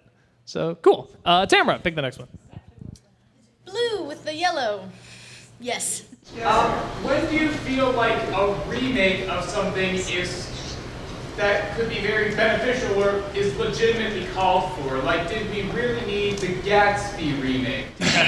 Or what kind of movies, what kind of movies deserve remakes after every couple of decades? Well, I will say this. I'm not sure I'd consider Gatsby so much a remake since that's based on a book. But I think you got to go at least more than like 30 years. Like to me, I didn't need another Willy Wonka and the Chocolate Factory or Charlie and Chalk Factory or whatever. I'm just still like, I grew up with that film. You know, I feel like when you get past like, 40, 50 years and I'm just like, yeah, now you can start talking about remakes. But if you grew up with it yourself, I'm like, why didn't it be remade? I'm only in my early 30s and everything I grew up with is coming back again. And I'm like, I want to see something original again before I die. So yeah, there's something about like when you remake something that's timeless, it's like, why are you remaking it? But again, I will say this, in a time where we really love reboots and remakes, there have been some really interesting interpretations and takes on them. So I'm not as gung-ho against it, but at the same time, it's like it's way too overdone, and I think it has to really be something like, no, we can bring something really new to this that, like, will totally make you look at this story a different way, whether it's get closer to the original source material or just tell it in a new way, like maybe no one ever thought of that could make you have a new point of view of it. So, yeah, I guess that'd be my answer. Let's see. Who haven't I heard from yet? Let's go in the back there. You got the black sweater on, I think. Yeah. Kind of sucks that Malcolm just walked on. But, I agree. I was really watching the behind-the-scenes videos that you guys do, and I was just wondering, what are some of your favorite moments that, while you're filming your videos? Favorite moments filming the videos. I'm trying to think of one where like we just couldn't stop laughing. It's like there's a lot of scenes like that. There's a lot of times where we just keep cracking up. Tamara with the whole bees thing, kicking you in the balls was pretty funny. Well, I think you just really like that one. You like seeing me get kicked in the balls. Oh, it was amazing. He was singing soprano for a week. Let me see. Tamara, you say one. I gotta think of mine. Okay, when we did Alice in Wonderland and we were doing Johnny Depp, and I still can't say her name, Helena Bonham Carter. Bonham Carter. The crazy British chick. Helena Bonham Carter. Yes. Was that it? I did it. We were playing that, and we did like improv while somebody was talking over us, and we were like improving something, and I thought that was so funny. And Malcolm got that. Yeah, that was great. Actually, that does remind me of. I don't know if it's my favorite, but it's the only one coming to my head right now. When we did Dragon Board, and because we did have more time with it, we could improvise some scenes. So there was one where it's like I'm asking Carl as this the fantasy character what exists in this world, dragons, trolls, imps, and stuff. And we did a few takes, it was fine, then we had some time, it's like, let's improvise a bit. And we just kept going with other things that could exist, and just the speed we worked off each other, and we kept it was just like tennis, we kept hitting this joke back and forth to each other to see how long we could keep it going, and it just sort of got funnier and funnier, and it's in the outtakes, and it's not in the film, because we break character eventually, but it just turned out really funny, because he is so good on his feet, but also good at staying in character. I remember laughing a lot when we were doing the Monster Squad one, all of us against one, because there were so many of us that had to remember lines, and we kept cracking up left and right. Yeah. And then the devil one, where I was attacking you as Santa Christ. Yeah, all that of was us were pretty there. funny. When there's more than like 2 or 3 on camera, that's when it starts getting Yeah, funny that because we all seems to just be where it start gets trying to make good. each other laugh. Oh, wait, Tamara playing the cowboy was really funny. Oh God, that was priceless. I was just peeing, standing up, and I here tell you the way about she it. sauntered on in. Yeah. Malcolm, get in here. What's your favorite behind-the-scenes moment? Oh, my favorite behind-the-scenes moment. Oh man, I've edited so many of these, haven't I? Man, that's a good question. It's not. No, I actually had to wait a minute too, but you had plenty of time to think. So Yeah, let's see. My favorite behind-the-scenes moment. You just mentioned the Monster Squad review, didn't you? yeah, Yeah. that's fine. It can be that. Oh wait, no. My favorite moment was when I think it was during the Haunted Mansion review, and I don't know if this was the one because I get them all confused sometimes. But I turned around and I thought Rob had left the room, and he's like right there in front of my camera, and I'm like, "Whoa, how did you get here?" He's like, "It was like magic. You want to see?" I open the door, and then Doug's like trying to walk in. Oh, that's right. And then Rob slams the door, unintentionally slamming it in Doug's face. Unintentionally. And then he does it again, and it just turns into this little shtick between them. He's Yeah, just that slamming was the pretty door funny. in his face repeatedly. But yeah, I love that. You know, the only other one I'll bring up too is when we did the reading of 50 Shades of Grey with Team 4-Star and Brent and Carl and stuff like that. It was all one take, and it's just a big group of people, and there's little to no editing in it because we all just got it so quick, and all we knew was that we knew the voices we were gonna do, and we kind of knew the order. That was it. We didn't know where it was going to go after that. And just after they hand it to everybody, and then Anthony does Nicolas Cage, and I just grab it. I'm like, this is the best party ever. We all just go, woo! Yeah, and then we just keep laughing. Then it gets evil. It's like, all right, we just go fucking nuts for like half a second. And I don't know where it came from. We were just all on the same page. That's just though. every Tuesday at the studio. And then everything we say after that, and we all get out of the bed, and then Carl cradles the pillow, and then they grab him to come with. He's like, wow. I mean, it's like, it was all improvised, and it all just came together beautifully. So, yeah, that's definitely one of them. So, cool. Let's see. Oh, Malcolm, why don't you pick the next one? Let's see. All right, right here in front. Actually, this isn't me you're hearing from. This is my friend living out in Wyoming. He has, and I'm going to say this verbatim because it has such an impact on him. He wants me to ask you if you want that bear. I want that bear. Oh no. Country Bear Hall. Whoops! I have no idea why bears keep coming back in the reviews, but they always do.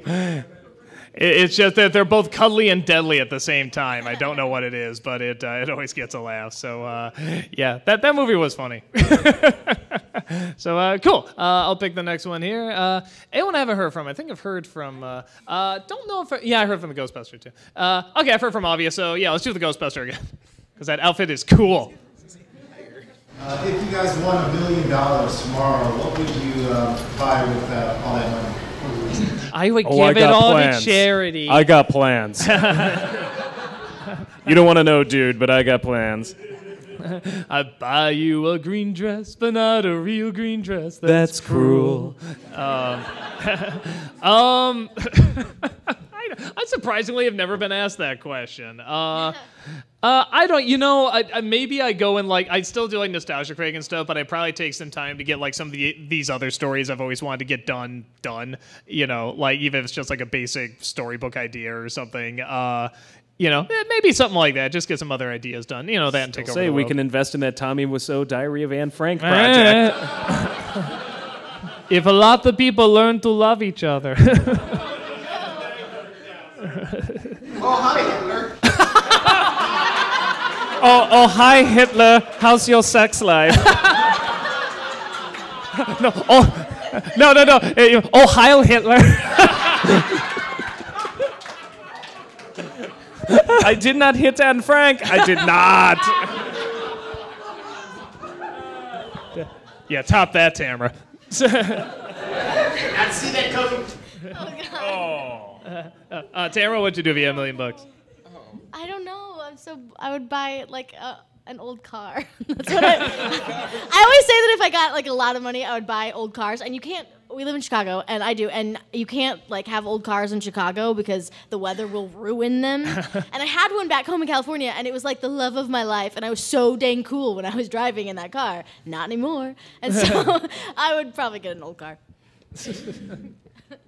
Wow, you make me want to get an old car. Yeah, I know. It's like, sounds good, an old car. Yeah, I miss my old car. Maybe that'll be on the next game show. What do you win? An old car! This piece of shit can barely get past the block. Right. Retail worth $400. Not like a Pinto, like a nice old car. But no, I mean, if one day I just don't show up to a shoot, you'll know that I. No. So Malcolm, you just. Well, he's really late this time. You just offered your lottery resignation. Right, Second I win the lottery, fuck you guys. I just turn up in the news somewhere. It's like I opened up something like crazy, like a fursuit dance studio or something. Insane like that. Everyone looks like American Gangster. They have like the big fur coat and the fur hat and stuff like Denzel Washington. I think I would travel. Like, I've got like a serious wanderlust, and I mean, with $1 million, you could go anywhere, and I think definitely like Newark, New Jersey. I've always longed to see Newark. Yeah. Follow your dreams, man. Follow your dreams. I think I will if I win $1 million. They will severely disappoint you. Yeah, I think I would go ahead and pick the travel, next one, Rob. actually. All right, start raising hands. All right, red shirt guy. Yeah. No. This is a love story arc. Will ever return? I don't know. Again, it's one of those things where it's like when it was weekly, it's like, oh, I can kind of get away with doing these. But now that it's like once, or that's once every twice a week, there's a little bit more build up to them. And I always sort of feel like if I did the first couple episodes, it's like people be like, well, it doesn't represent the whole show. That doesn't represent whatever. So it had to be something like I really, really want to do because like the first couple episodes of something are really Ewok interesting. Adventure. Right? It's just the Ewoks cartoon. But was that? G.I. Joe. G.I. Joe? I love just to do the real song. American I could just talk about that hero. song. Or the opening to the movie, which is like the most violent thing you've ever seen in your life. It's like, but it's also like the most American Michael Bay thing. It's just everyone flying around like shooting lasers. Pretty much everybody's missing each other, but stuff's still exploding. And it's around the Statue of Liberty, like terrorists, Cobra wants to blow up the Statue of Liberty. And there they are, like on the crown of the Statue of Liberty. Yo, Joe! And they just jump out there like, Cobra! Retreat! And just like, and rocket backs are flying everywhere, like shit's blowing up everywhere, and it's just going, G.I. Joe! It's like the most epic thing you've ever seen in your life. The rest of the movie sucks. Oh, the rest of the movie's terrible, but that opening's amazing. Protecting human freedom from Cobra. Fuck the animals. I just love human freedom. I'm like, okay. Do we have aliens living here we're not aware of? What? That's back when terrorists were fun. Back then they had like metal faces and they talk like this. Back when vaguely Middle Eastern terrorists wasn't, scary. So, cool. Tamara, why don't you pick the next one? Yes. We were wondering, are you going to bring back the Raiders of the Lost story arc for like Duckwing Duck or something like that? No, not Duckwing Duck, but maybe Dark, but no, I'll give you a hard time. Duckwing Duck. Better watch out. Darkwing Duck is so funny, and so is not like. I mean, not that it's There's entirely no drama to it. Oh no, there's a little bit in the first few episodes, but I mean, not much. You can't do a. Like, haha, isn't that stupid? It's like, no, it's actually really smart and funny. Even with DuckTales, it's like, it was so bizarre and in its own weird world that you can kind of make fun of it. And it had a real story arc to start off with. The first story arc in Darkwing Duck is okay, but I'm not sure how we would just talk about it. Yeah, and it's so hard. Those characters are so well defined, Goslin and then Darkwing and stuff, and they're just so Hey, what about funny. Launchpad, DW? Yeah, I mean, Launchpad, so he was already in DuckTales, so that's why it went without saying. Yeah, probably not, but I don't know, if I watch it again, I get some ideas, maybe I'll do something. Well, any other Raiders of the Lost story arc? Oh, well, that was his question, actually, so. But thanks for paying attention. I'll be a jerk. No, nothing's coming to mind, but like I said, if I see something like, ooh, like this will be good, I can do something with this, I'll definitely do it, but just nothing's clicked in there, you know? Let's see. Anyone I've not heard from? Oh, I haven't heard from you in the glasses. What other channels do you want to collaborate in the future? You've done a few in the past. A few? FX. I'd like to collaborate with FX. I think they do really good work. And HBO. Actually, I just talked to him because when we did the crossover with James with the new Turtles movie, like, one of the comments that kept popping up all over the place is, why the hell wasn't Black Nerd in this? I'm like, shit. Like, and there he is, oh shit, he's gonna jump us. I'm sorry, man. I'm sorry, come back. Andre! I love you, Andre. I love you. He's so funny. No, that really was something where it's like, it was just so friggin' obvious, and it's like, why the hell didn't we do this? We so should have done this. So we were. I just met him today. I've never officially met him in person, but we were already kind of discussing ideas. So maybe there'll be a collab in there somewhere in the future. But yeah, no, that's the one I've obviously seen his work and I like his stuff. We're both Turtle fans. But yeah, that was one where I was just like, when they brought that up, like the minute I saw it, I'm like, just like you banging my axe. Plus, it would have been like, closer to 4 because you'd have 3 people, so the opening would make more sense and everything. So it's just like, what can you do? But yeah, maybe someday in the future do something with him. Like I said, we've already kind of talked about ideas a bit. Let's see. Anyone I have not heard from. I think I've heard from everyone. Mabel took down Waddles. I was hoping the little pig would raise its hand. There we go. Oink. Let's do mini me. For the Raiders of the Story Arc, what was your favorite one to do? Like, people are very split on it, but I really like the Transformers one I shot with you, Brad. Where I'm in the Optimus Prime outfit the whole time. I think part of that is like the voice is so much fun to do and the costume's so great, but I think a lot of it is just, you just so don't break character or anything. You're just totally talking to Optimus Prime. Like, yeah, no, he's my bud. I think Brad really was convinced you were Optimus Prime. So baked that day.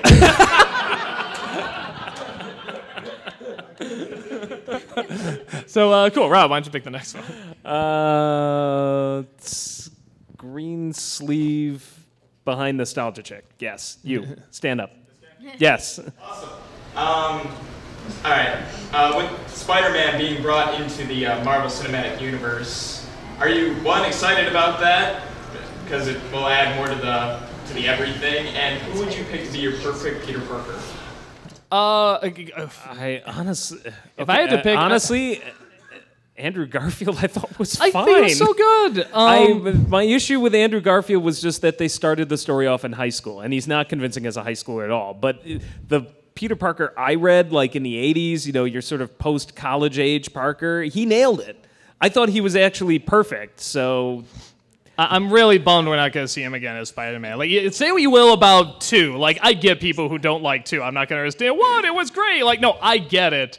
But I just thought he was so good. It's like when I think of, like, Spider-Man, the hero I want to be, the web-swinging, crime-fighting, awesome guy, that's what I think of, And, like, Maguire's a good dorky Peter, which there was a good dorky Peter, but he never transitioned. Well, yeah, but that's not, and I will say this, in Maguire's defense, the film never allowed him to. Spider-Man 3 was a total just retrograde. Like, they just devolved the character. So I thought in 2, his character was evolving, and then they chucked it out the window in 3, and then, of course, they rebooted it. So, but, yeah, him in the Marvel comic universe, I don't know. I'm so burnt out on just the way Spider-Man's come and gone under Sony that I'm just like, I don't even know how they're going to do it anymore. If it was still Garfield, I'd be excited.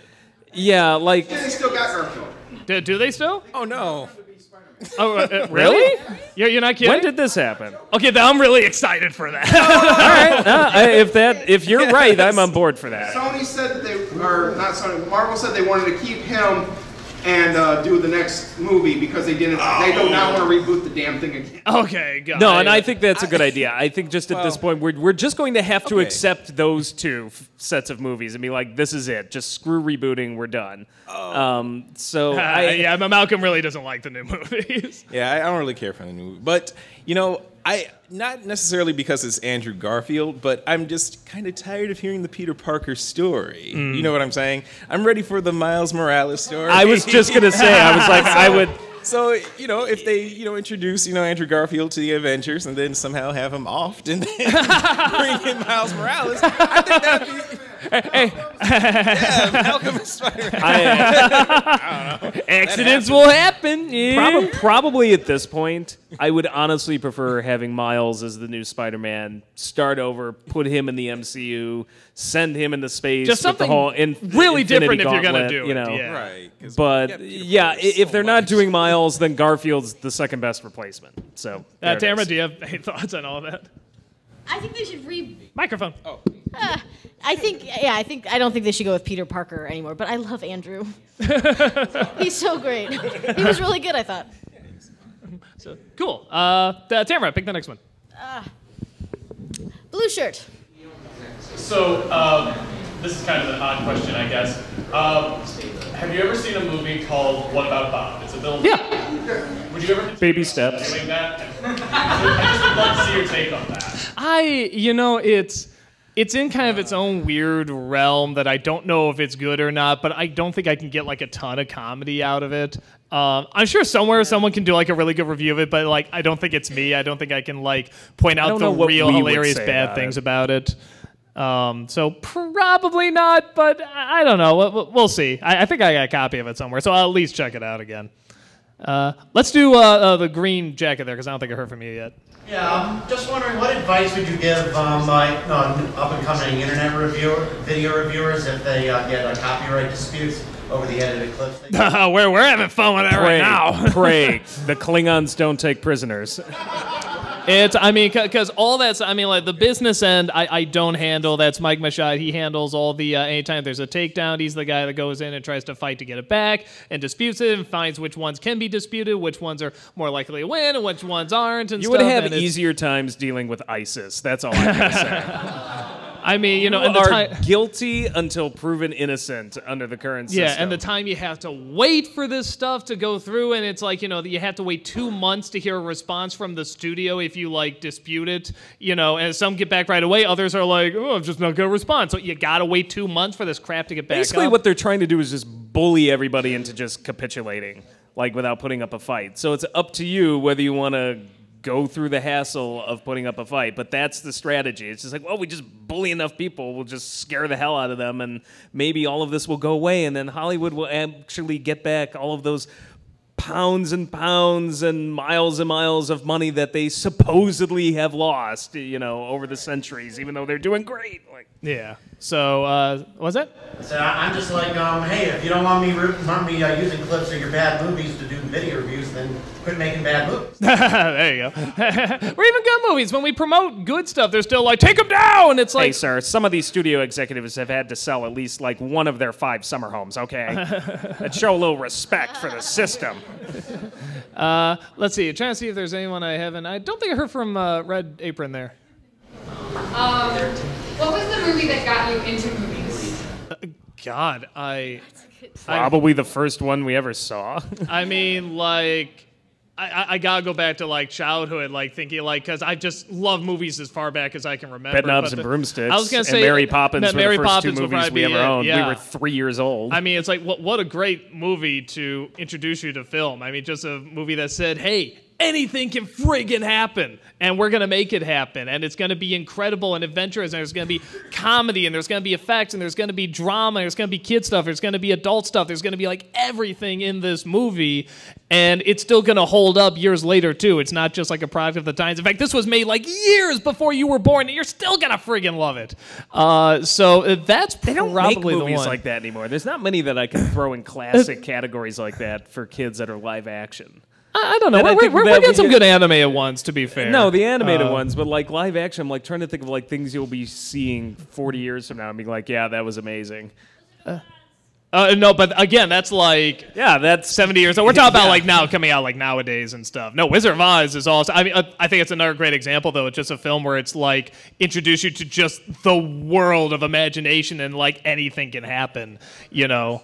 It's not really a kids movie, you know, but but that was fun, you know. I mean, the films have done so many incredible things, but the question was like, what the movie that got me into movies? And since my love for movies just goes back so far, it's like that's probably the one because I love it just as much now as I did when I was a kid. I can tell you the two he was most obsessed with at a quote unquote impressionable age, like beyond the age of 3, but like, you know, like the age of 10 or something. Both came out, I think, the same summer.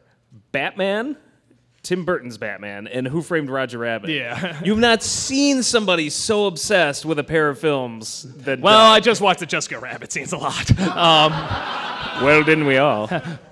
Particularly when she falls out of the cab. No, but... some of you saw it! You paused it. Admit it. So cool. I think we have time for 1 or 2 more questions. Does anyone have not? I don't know if I heard from over there with the glasses in the back there. I could not imagine working with my brother this much. How do you guys know? When it's done, we have like a thick wall of lawyers that communicate a lot of prescription medicine. Let me tell you. No, it's we just pop that shit like Pez candy. No, it's funny because like our I seem to remember more like growing up where like there's definitely stuff about us that is like really really different, but like in terms of like we just sort of found the thing that we connect really well on. I think that is sort of like films and comedy, and we're just so similar in that category that drives it's like our wives fucking nuts. Yeah, no, like well. No, Rob's wife is just going. If we get together, we just end up talking about movies, and it just becomes one conversation that doesn't end. All the time. Not all the time. I gotta sleep. No, but even the dream. You remember that scene in Dune? The Harkonnens at this and.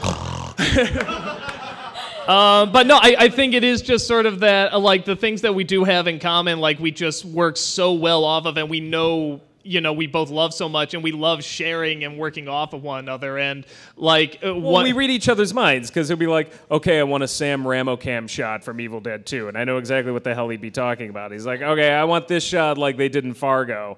Like the scene in the parking lot, I'm like, okay, I know exactly what you're talking about. No, the most incredible one was in Taboli Flea when there was a line. You weren't even in the room, and I told Brad to say this line to Noah about like it was something about a long lost sister or something like that. It was something like, you know, Spoonie, did you have sexual thoughts about your sister or something? And Rob said, you know, it's funny because I always thought he should say that like how Bill Murray said it in Ghostbusters when he's talking to the librarian. I said, that's how I told him to say it. So it's like we both had an idea how to say this exact line. Interesting side story. Noah then told us, he's like, you know, I actually have a sister. Most people don't know that. I'm like, oh, I'm sorry.